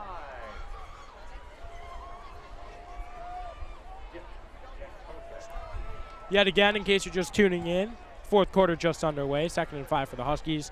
Just want to reiterate, we are sending our apologies out for the problems on the back end. Technically, me and Gavin don't have any control over that. We're just the guys on the headsets, but Jack Borchers, the technical side of York Sports Network, trying to get it figured out. Hopefully all is well now as it's the give to Gray. Gray breaks a tackle, and he has had himself a night. This Huskies running unit has looked sharp, no different there. The power runner, Gray, able to get past the 50 to about the 47. He's slow to get up. Yeah, he's down and in some pain, but you got to wonder, how many yards after contact does this guy have? I mean, he just does not go down. Looking like a mini Derrick Henry out there. This would be a huge blow for this OPRF offense. I know they've gone to Dortch a lot here as of late, but it's really good to have the option. Gray has looked really good, and most importantly, you just hope, I mean, everyone stays healthy. That goes without saying. So hopefully all is well with Gray. We will take a break for ourselves here during this injury timeout. Try to keep you updated on the injury. Gray still slow to get up. Injury timeout, York Sports Network.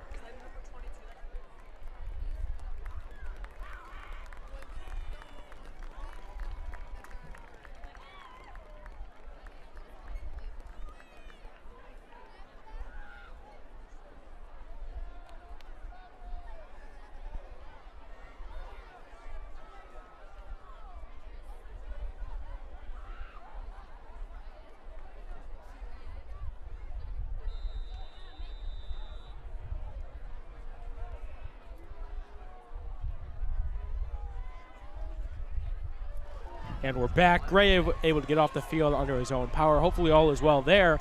But nevertheless, now it's Dortch the lead back. Gooch with the give to Dortch. Dortch tripped up.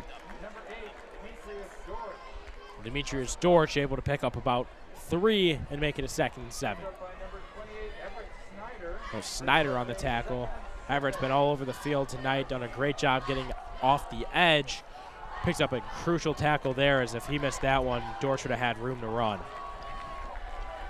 Now Dortch lined up as a wide receiver. He really is just an offensive weapon.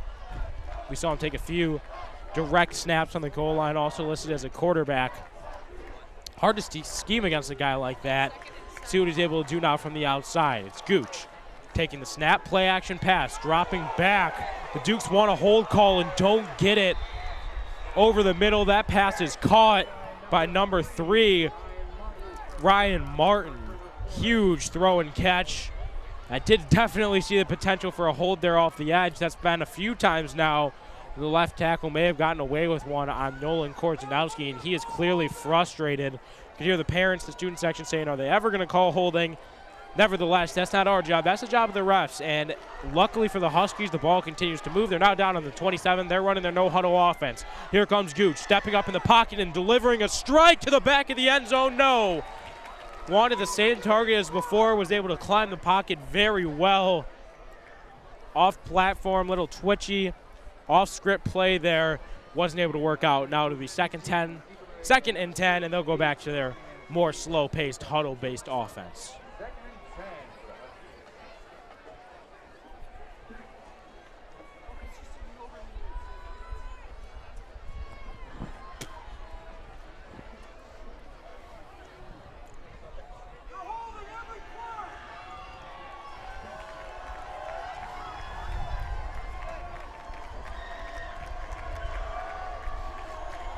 Gooch with Dortch coming across in motion. No, he won't give it to Dortch on the sweep. He'll give it to his tailback, who won't get back to the line of scrimmage.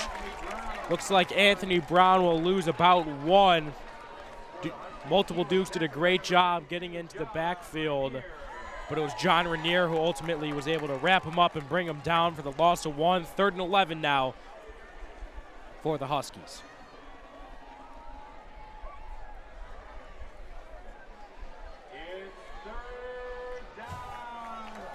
This would be a massive stop for the Dukes, especially if they keep this a 3rd and 4th and long. Something to notice, there, Gray is back on the field. The injured tailback already back in, and he lays a huge block. Looks like there will be a penalty before the play, but oh my goodness. He looks to be back at full strength. Yep, he's that angry. Was a hard-hitting block. False start will make it now a 3rd and about 15 to 16, depending on the spot. That'll definitely put him out of field goal range. And all of a sudden a massive play for Gooch and company. Have to see if they're playing for the field goal, if they're playing for the first down, but regardless, gaining yards is a must here. Need to get some form of points on the board with 9:33 to go in this 4th quarter, trailing by 7.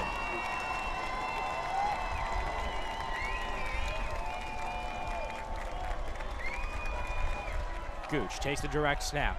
Wants the deep ball, as they likely do a lot on these long yardage situations, and I've got to say at this point, I am impressed. There's a flag down on the field, and this will be a huge turning point here as there's a flag down. But I've got to say, regardless, Gooch throws one of the prettiest deep balls I've seen at the high school level. Yet again, putting it where only his receiver could get it. But it looks like it's going to be a push-off call. Absolutely huge. Wow. Negating the massive pickup. It's an offensive pass interference call. The sticks move even further back. So it went from a 3rd and 15, went to a touchdown, and now all of a sudden, if you direct your attention to the change, we have a 3rd and 30, Gavin. 3rd and 30. The 15-yard penalty. Talk about a drive going sideways. That was a change of events. Went from one of the better plays we've seen all night. Brings up a 3rd and 30, and we'll have to see if they dial up another deep ball or if now they just play it safe. But regardless, Gooch showing a great ability to stay poised in the pocket, work through hits, and really be able to deliver a great deep ball, and he wants to do it again. Intercepted! That pass is intercepted by Matisse. He waves. He's excited. There's a flag post play. Likely will be for taunting. Yeah, that will be for taunting. Again, that'll be the 3rd time today. And the coach is extremely frustrated with their players, pushing everyone back past the sideline. Great interception, don't get me wrong, but it's just one of the most frustrating things to watch as a fan of football, a fan of a team. It's just a frustrating way to lose yards. Just had a huge play like that, but now all of a sudden would have likely even just been better to let the ball drop because that taunting is going to move them deep inside their own zone, and that's likely what a punt would have done in the first place. Nice momentum shift, but just a really silly taunting sets them up at their own 18. Yeah, and that last drive for OPRF was just straight up shooting themselves in the foot. Really had a nice drive going, but just a slew of penalties, showing that they were the less disciplined team. Ended up with a 3rd and 30. Gooch just had to throw up a ball and pray. Huge turnover for the Dukes. Looks like the flag may have been negated regardless. Huge interception from Matisse. We'll see if Veza and company can capitalize. Now it's Watson off the edge. Watson tiptoeing the sideline, stepping out of bounds, but not after picking up a rather large first down gain. Make this a 2nd and much more manageable. Looks like it'll be a 2nd and about 5. Not a very favorable spot. Looks like he got at least 5 or 6 here from where we were. They'll mark it at the 22. So that'll bring up actually a 2nd and 6 rather.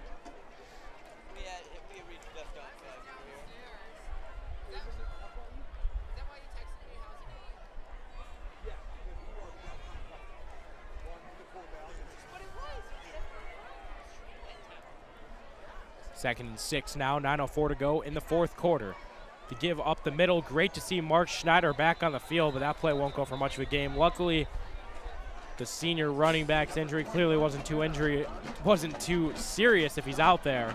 But now we have a 3rd and about 5 after they mark his forward progress. It stopped, and this is a huge play for the offense, looking to keep the defense off the field. I'll tell you, Gavin, what went from an offensive first half has certainly turned into a defensive second half. Only 7 total points here from both teams combined in the second half as opposed to the 42 we saw in the first half. Both defenses made adjustments at halftime. They're really stiffening up here, and we'll see if they're able to continue the trend here on the 3rd and 5. Veza, hard counts, tries to read the defense, looks to the sideline. Looks like Coach Fitzgerald will signal for the timeout. Veza able to get what he needed from that defensive set. And now with 8:14 to go, the Dukes call their first timeout of the half. They'll have 2 remaining. Huskies still with all 3 remaining. Dukes on top by 7, 3rd and 5 coming up. We will be right back after this timeout break.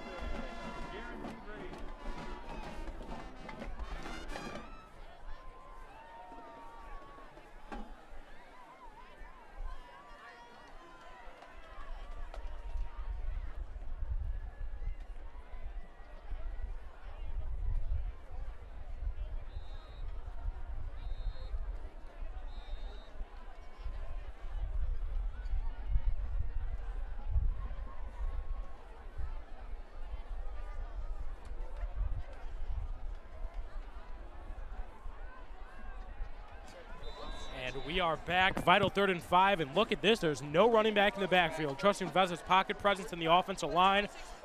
He throws to Speck to the sideline. Good throw on the back shoulder. Almost ended up in the hands of a Huskies cornerback. Speck just wasn't able to hang on. Well dialed up play, just really came down to execution there. And now with 8:09 to go in this 4th quarter, Max Hansman will have to trot onto the field for a consecutive drive.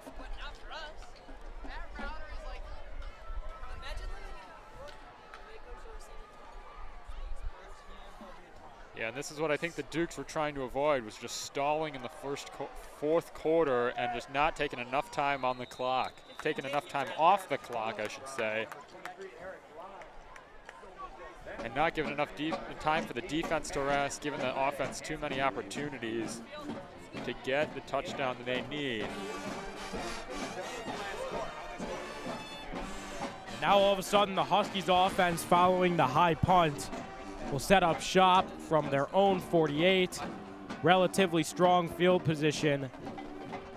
And they'll get the chance to push the ball downfield. It's running back Gray back out there. Not to be mistaken with his sophomore brother, who returns punts at the varsity level for OPRF. See him out there, Gooch out there, the typical squad. 4 wide, the Dukes come out in what appears to be a zone defense, and they throw right into the zone, but it's a great catch. Able to come down with a bobbled ball is Julian Chandler after picking up 4.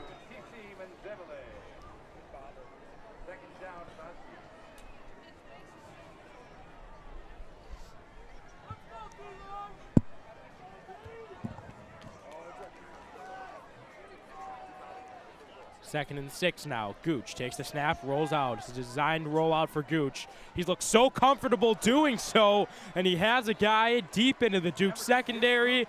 Routine pass and catch. It's so oftenly seen at this level. The quarterbacks love those designed rollouts. That's when both Gooch and Veza have looked the most comfortable, and Gooch clearly looking comfortable there, delivering an absolute strike deep into the Duke secondary for a first down that will leave them at about the 33. Yeah, and great patience by Gooch. Had an open guy about 5 yards down the field, waited, had his receiver Ryan Martin, got open, found the hole in the zone on the far sideline, hit him in stride, and moving the chains for the Huskies. Absolutely, Gavin. Now it's the fake to Gray. Gooch has all the time in the world and wants to throw a strike, and does. Great breakup from Matisse. How was it?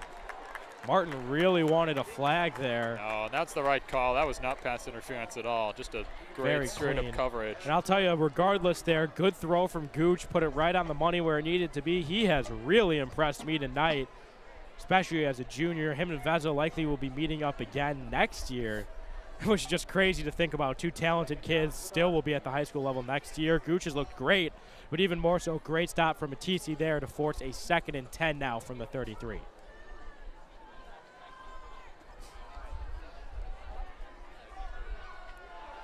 Another one of these exotic formations, very similar to the Harbaugh offense we see ran oh so often with the Ravens. And when you have a guy like Gooch, why not? And when you have a guy like Dortch, even more why not?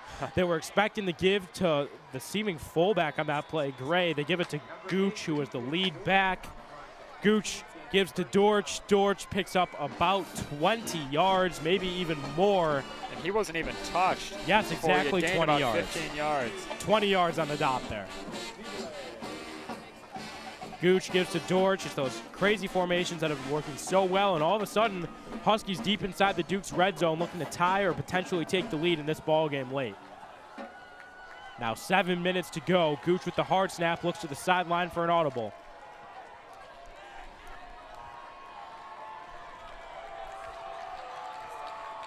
Signals to his receiver. It's a routine screen pass. Goes to the outside. There's a flag thrown. And the ball is free. Looks like the Dukes think they have it.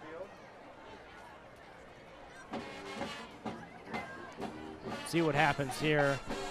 Looks like the Dukes definitely are not coming up with possession.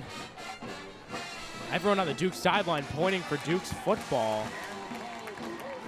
But it's a holding on the offense.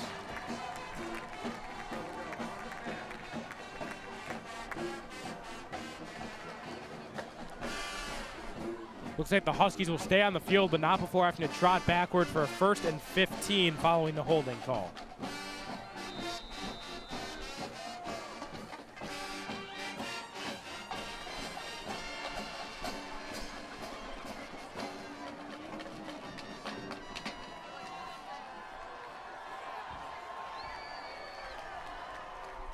Gooch gives to Gray. Gray trying to cut up field.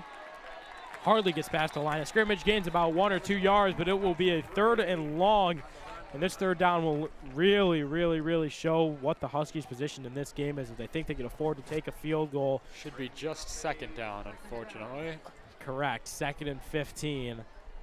Regardless, this situation really going to show a lot of OPRF's hands, show how confident they are in this offensive and defensive units, because now with just 6 minutes to go in this 4th quarter, it gets to the point where do they have time to kick the field goal and drive all the way down for another touchdown, or do they have to capitalize while they're in the red zone now? They want the fade ball back of the end zone, targeting Matisse again.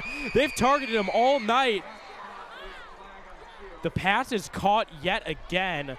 Crazy athleticism displayed in the back of the end zone, but this flag call will really have a major force in this game. And the officials did not signify. It's a touchdown.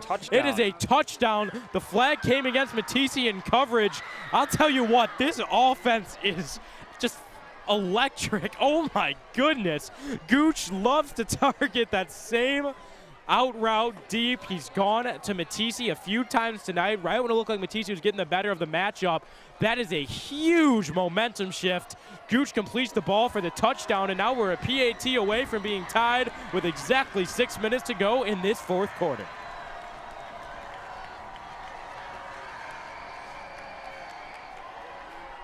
PAT is blocked.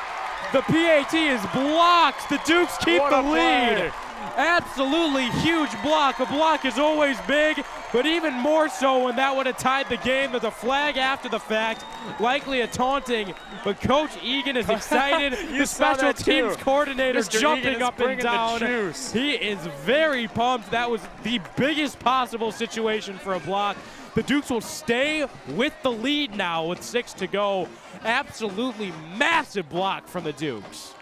Yeah, and you see Mr. Egan, the special teams coach down there. I have him first period. He says, I like to bring the juice to the football games. He gets excited on the sideline. He takes so much pride into being the special teams coach. Hey, whenever it came up huge there as the Dukes preserved the lead. Whatever juice he brought there, I want some, because that was very electric, very impressive. Kept the Dukes in the lead, took a lot of the pressure off this offense, and now all of a sudden this playbook is ripped wide open. The last thing the Dukes want to do is give the Huskies too much time, Gavin, because we've seen what this team can do with even just such a little amount of time. They've had so many chunk plays, almost all their touchdowns coming on huge yardage plays, so you can never count them out. The Dukes definitely going to want to run some clock down here and hopefully get down the field and score.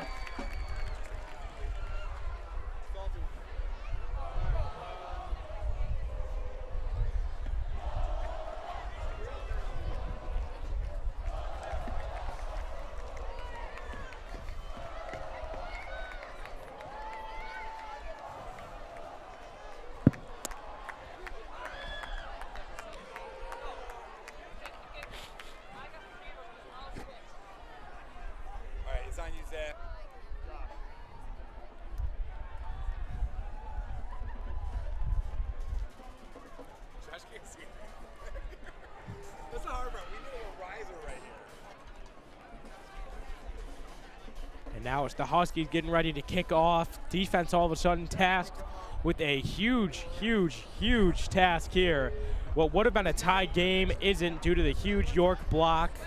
Huge block from the Dukes leads to them still being on top by 1, about to get possession. Real question is, what are they going to be able to do with this situation? The offense has been dealt a great hand.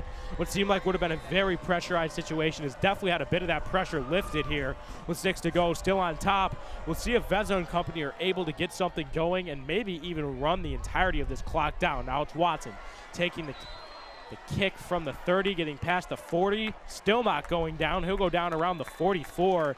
Huge pickup for the Dukes on the kick return, and all of a sudden this offense will start with immaculate field position. That'll be big, and I expect Coach Fitz to stay aggressive. Many of the criticisms from the loss against Hinsdale was that he was too conservative and just played too much, like they were trying not to lose, not playing like they wanted to win. So you got to be thinking that that's in the back of his mind. Absolutely, and this is a situation where a field goal would even be massive because now still up by 1, a field goal will put them up 4 and force a Huskies touchdown.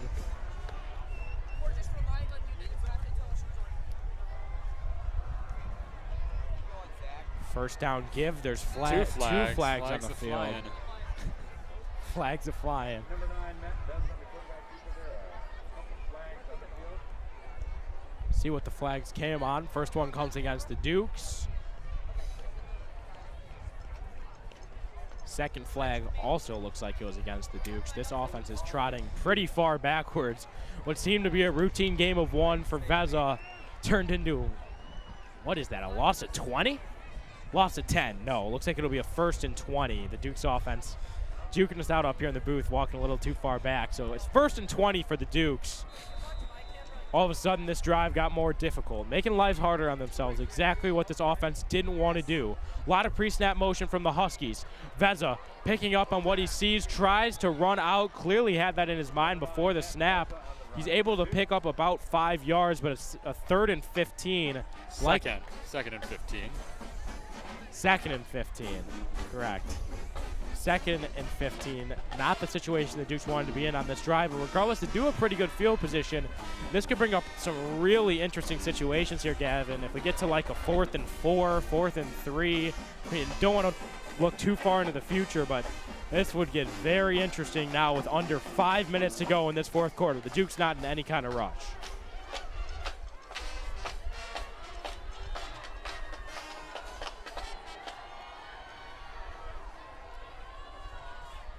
Vezza dropping back to pass, hits Wagner.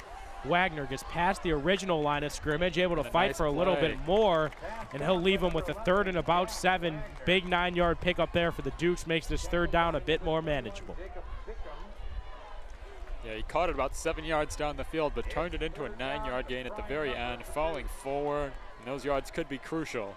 Wagner's done a great job after contact tonight. He's broken a few tackles, of course, on that huge first touchdown of the game for the Dukes, but even, I mean, those plays matter just as much down the stretch. Now with under 4 minutes to go in this 4th quarter, the Dukes are driving. This 3rd and 7 could be the biggest factor of this game so far, could be the deciding factor of this game. Schneider in the backfield. Vezza dropping back to pass. He'll do the designed rollout. Love the play call. In and out of the hands of Brian Grant. That ball appeared to be on the money from up here. Really like what Coach Fitzgerald dialed up there, making his quarterback as pressure-free as possible. You know he loves to play on the run, but likely from this far out they will punt. No reason to give the Huskies the ball in Duke's territory when a field goal would likely win them this ball game. But again, only 2 minutes taken off the clock there. Dukes had the ball with exactly 6 minutes. And 3:59 on the clock now. It's a good amount of time for a high school offense to put up points. They only need a field goal now. Huge punt from the leg of Hansman. Takes a Dukes bounce. Looks like it will be spotted at about the 24-yard line. The Huskies will have to go downfield. We'll see how much trust they have in their kicker. A field goal could potentially seal this game with 3:51 to go. Will be very interesting now to see what kind of offense the Huskies dial up. They have time, but we'll see if they have enough trust in their defense to go down the field quickly and potentially put Matt Vezza back on the field for the Dukes.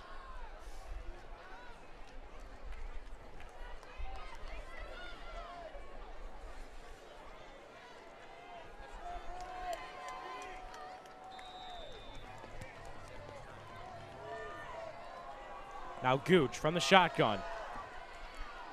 Going to the sideline and has his man, and even more so gets out of bounds. First down, Huskies.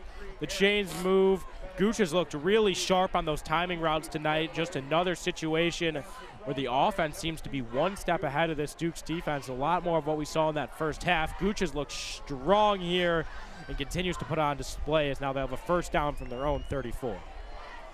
As the clock is winding down, important to note that OPRF has all 3 of their timeouts. 3:46 to go now. Fakes the give. It'll be Gooch rolling out. He feels immediate pressure, forced to just throw it away, and smart decision there. Gets it out of bounds.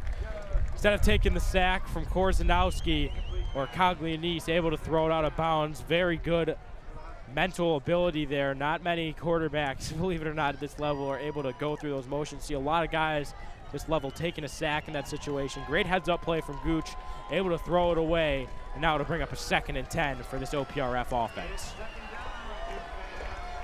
Only 3:39 to go, and potentially the last home game for a lot of seniors here for the Dukes. The clock will continue to run, but it will bring up a 3rd and relatively long here. We have a 3rd and 7 for the Huskies. Biggest play of the game thus far. This is where we see what this defense can do. We've seen the Huskies dial up the deep ball in this situation many of times. See seniors Cal Harris and Colin Doherty getting the senior section into it. And here we go. Just over 3 minutes to go. We're at 3:03 now on the clock. Dorch in motion. Immediate drop back. Great lead block. It looks like Gooch wants to keep it. Gooch goes down. We'll see where they spot it. I think he should have it. He has the first down. But what a block. Amazing lead block. By Gray. And that's what those exotic formations have done for them all night. They provided unexpected lead blockers. Korzanowski got absolutely slammed. He had a free run at the quarterback. He looked like you could tell by the look in his eyes, he thought he was about to have a one-on-one with Gooch. But the stone wall in Gray was able to just absolutely annihilate him. And now 1st down on their own 45. Picked up a massive 3rd and 7 there. That is Gooch. Now it's Gray. Following the big block, he gets himself a big run. Looks like he'll pick up 6 and get it to an easy 2nd and 4 here with 2 minutes and 30 seconds to go in the 4th quarter.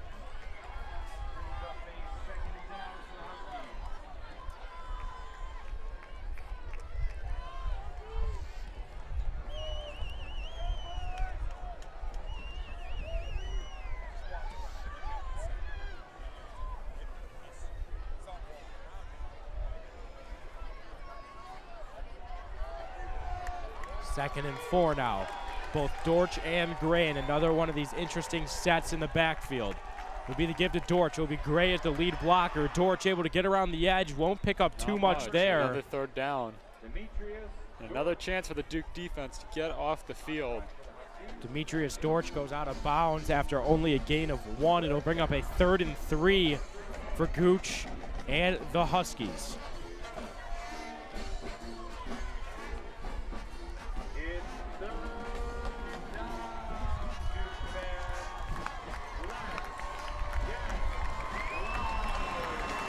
Minute 52 to go. On their own 48, here comes a massive 3rd down. As Dorch in motion, they'll give to Gray, and Gray has room to run. Gray still going through the secondary. Gray past the 10, he's in for the touchdown. There's no flags. The Dukes guess pass, and boy did they guess incorrectly. All the way into the end zone, touchdown Huskies. And how about that burst of speed at about the 25-yard line to just shoot the gap right in between the last 2 Dukes defensive backs, the last line of defense, and just bolted right through them, right through the gate. And there was nothing but green ahead of him after that. Not something I was expecting to see from a power back. What just a great, powerful run. Really, Gray feels like he's reminded me a lot of, I know you compared him to Derrick Henry, he's almost reminded me, if you're looking at the NFL level, of a prime Marshawn Lynch. He can move, he has ball carrier vision, he's been able to evade tackles, break tackles, and they'll keep him out there on this 2-point conversion that could potentially put OPRF up 7 with a minute 43 to go.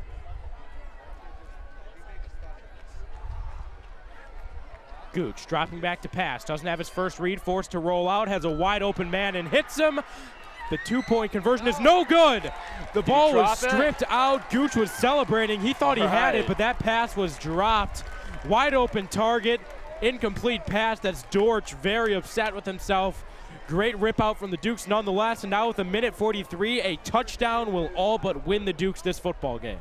That is true, and that is huge, and that just says a lot about the fight in the Dukes. Just fighting until the very end. What seemed to be a wide open 2-point conversion play ended up being, like you said, ripped out of Dorch's hands, and what could have been a 7-point lead is now only a 5-point lead. What a play.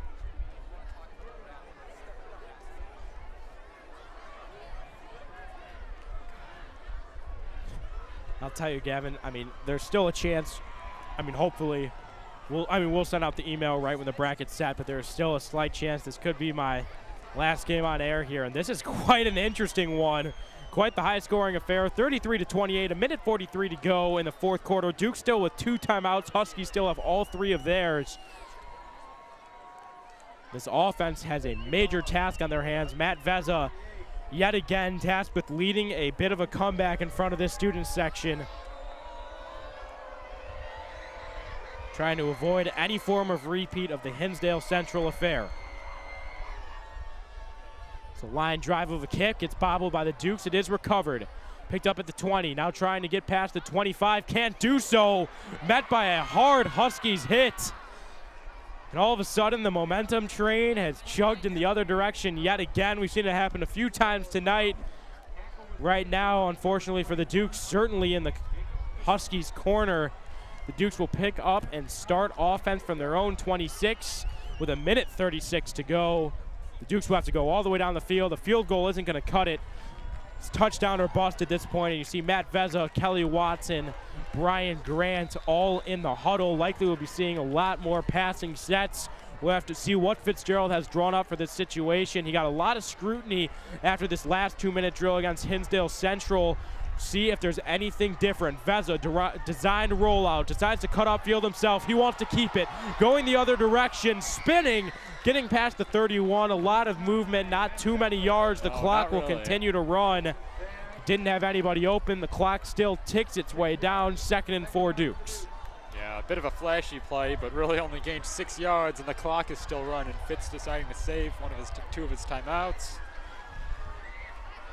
Vezza out of the no huddle, hits Cal Harris. Great job to get out of bounds by Harris. Great pass, great play call. Dukes move the chains. Yeah, caught the Husky cornerback sleeping. He should know better than to give Cal Harris that much space on the sideline when all the Dukes are trying to do is get out of bounds. Dukes took advantage. Great play by Harris. That junior to senior connection. One of the first times we've seen it tonight, but Harris has absolutely been electric this season. Now Vezza, another designed rollout. He had Wagner, didn't want him, now he does. Vezza hits Wagner and picks up the first down Dukes. 2 consecutive plays, 2 consecutive first downs, and I'll tell you, I think Fitzgerald's picking up on what I've been saying all season. Vezza is the best on those designed rollouts. He's the best off platform. He is at his best when he's loose, when he's twitchy. He reminds me so much of Zach Wilson. I say it every night, and it's just, it couldn't be more evident right now. I love what I'm seeing from Vezza. Vezza to Harris, a great quick out route and a great completion. The momentum train is chugging into Duketown. It's going the other way. And the best part of it is not a single timeout was used by the Dukes. And now OPRF Cal Harris and to talk things over. Getting the Duke student section into it. Huge consecutive throws from Matt Vezza. As you mentioned, I love to say it, it's just twitchy. It's just something about it, such a loose patcher. He's got so much more comfortable as the season has went by, and really he has just looked comfortable tonight. He's looked so great on those rollouts. And now on a 2nd and 1 on the 38, under a minute to go. We've got 52 seconds to go, down 5 here for the Dukes. Gavin, this offense has definitely dug themselves out of a hole. They've moved down the field, but these next 38 yards are what will separate the boys from the men. This is where we'll see if the Dukes are really strapped up and ready to go for this playoffs against a OPRF team that currently is under 500. So Gavin, what are they going to need to do? What are the Dukes going to have to dial up here? They obviously 4-down territory. They'll have 3 more plays. Likely will pick up the first down, but what are they going to have to do to get in the end zone with 52 seconds to go? Well, I like these designed rollouts. They really seem to be working. You see Watson in the backfield, maybe throw him out into the flat as just a check down security blanket, get out of bounds if you need him to. These rollouts have really been working. A lot of options for Vezza. They've picked up some yards. I couldn't agree more. They'll keep Vezza in the pocket. He wants Watson to the sideline. Incomplete. Nope. Incomplete. Didn't look like he got both feet in.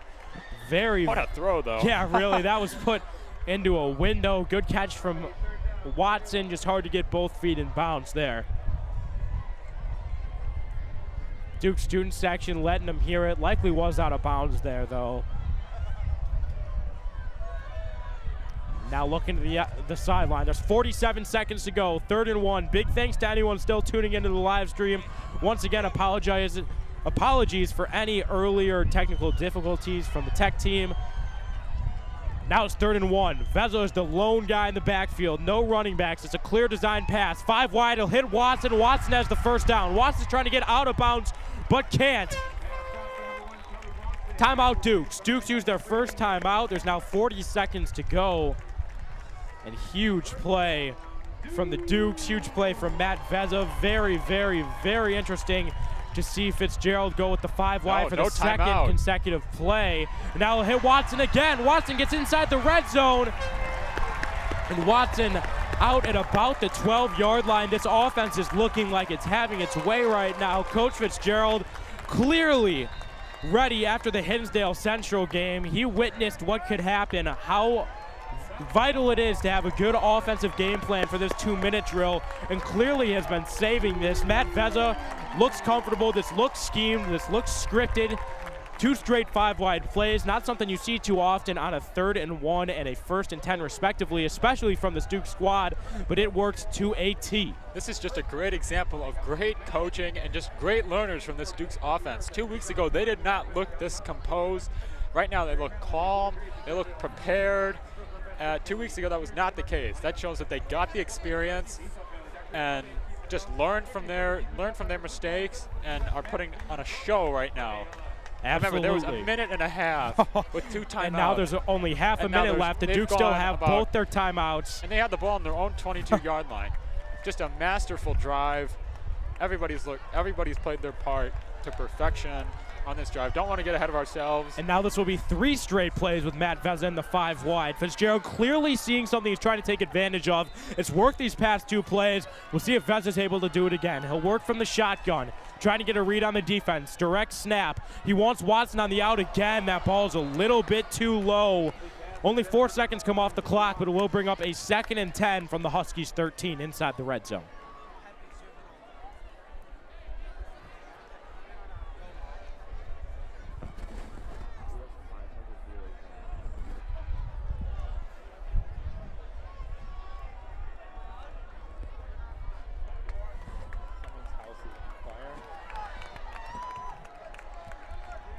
Now it's Vezza, 4th straight play from the 5 wide.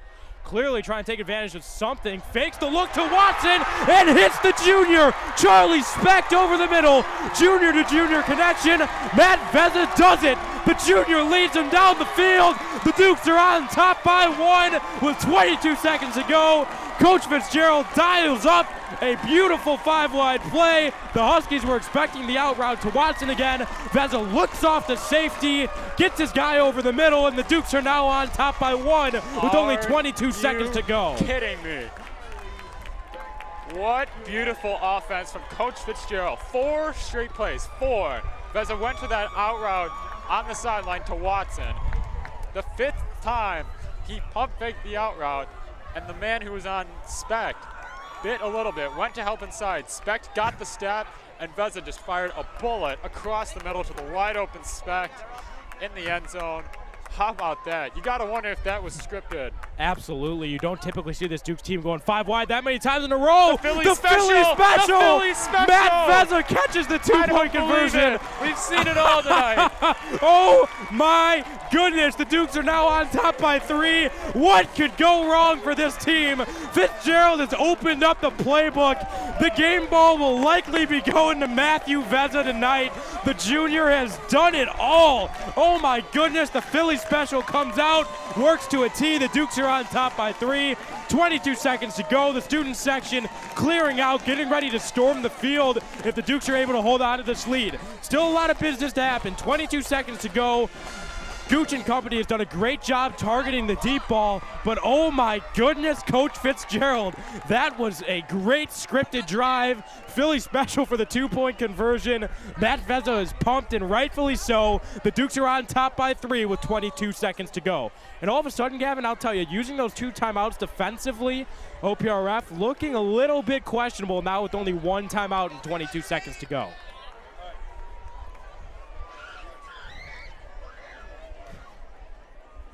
Hansman getting ready to kick off. Absolutely no room for error here. Don't want to give the Huskies any favors.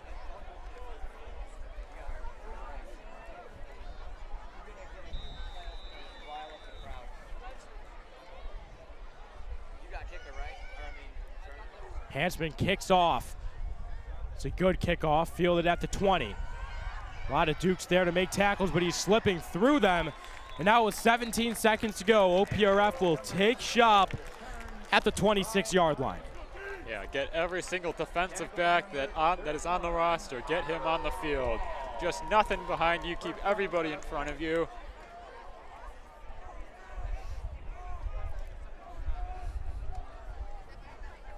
"17 seconds to go.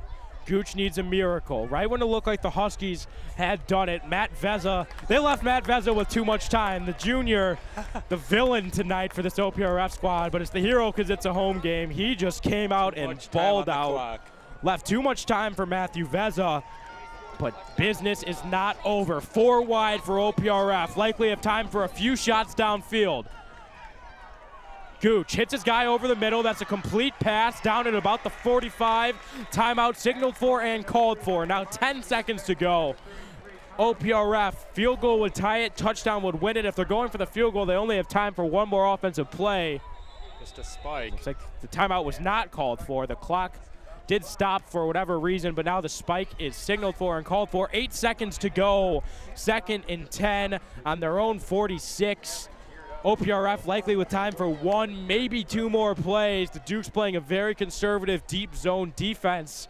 Would rather have to make OPRF attempt an NFL-level deep 50-yard field goal than give them any chance of anything over the top.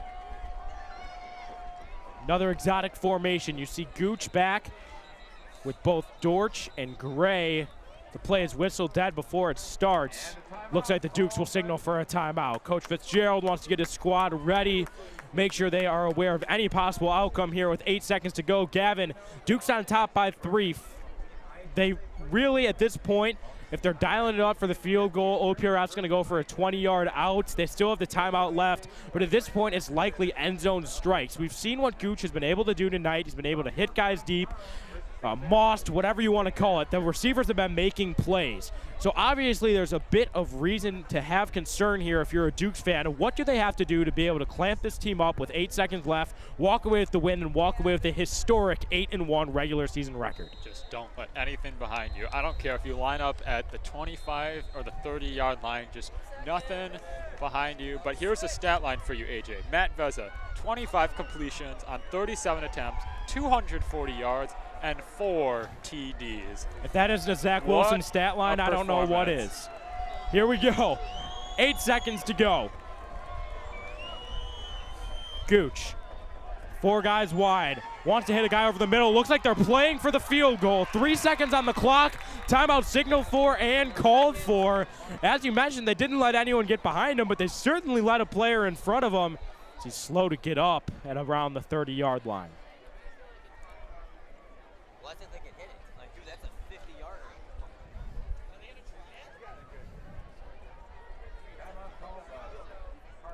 Regardless, OPRF likely calling the timeout there. Luckily quick to get up. This is going to be a long field goal, keep in mind.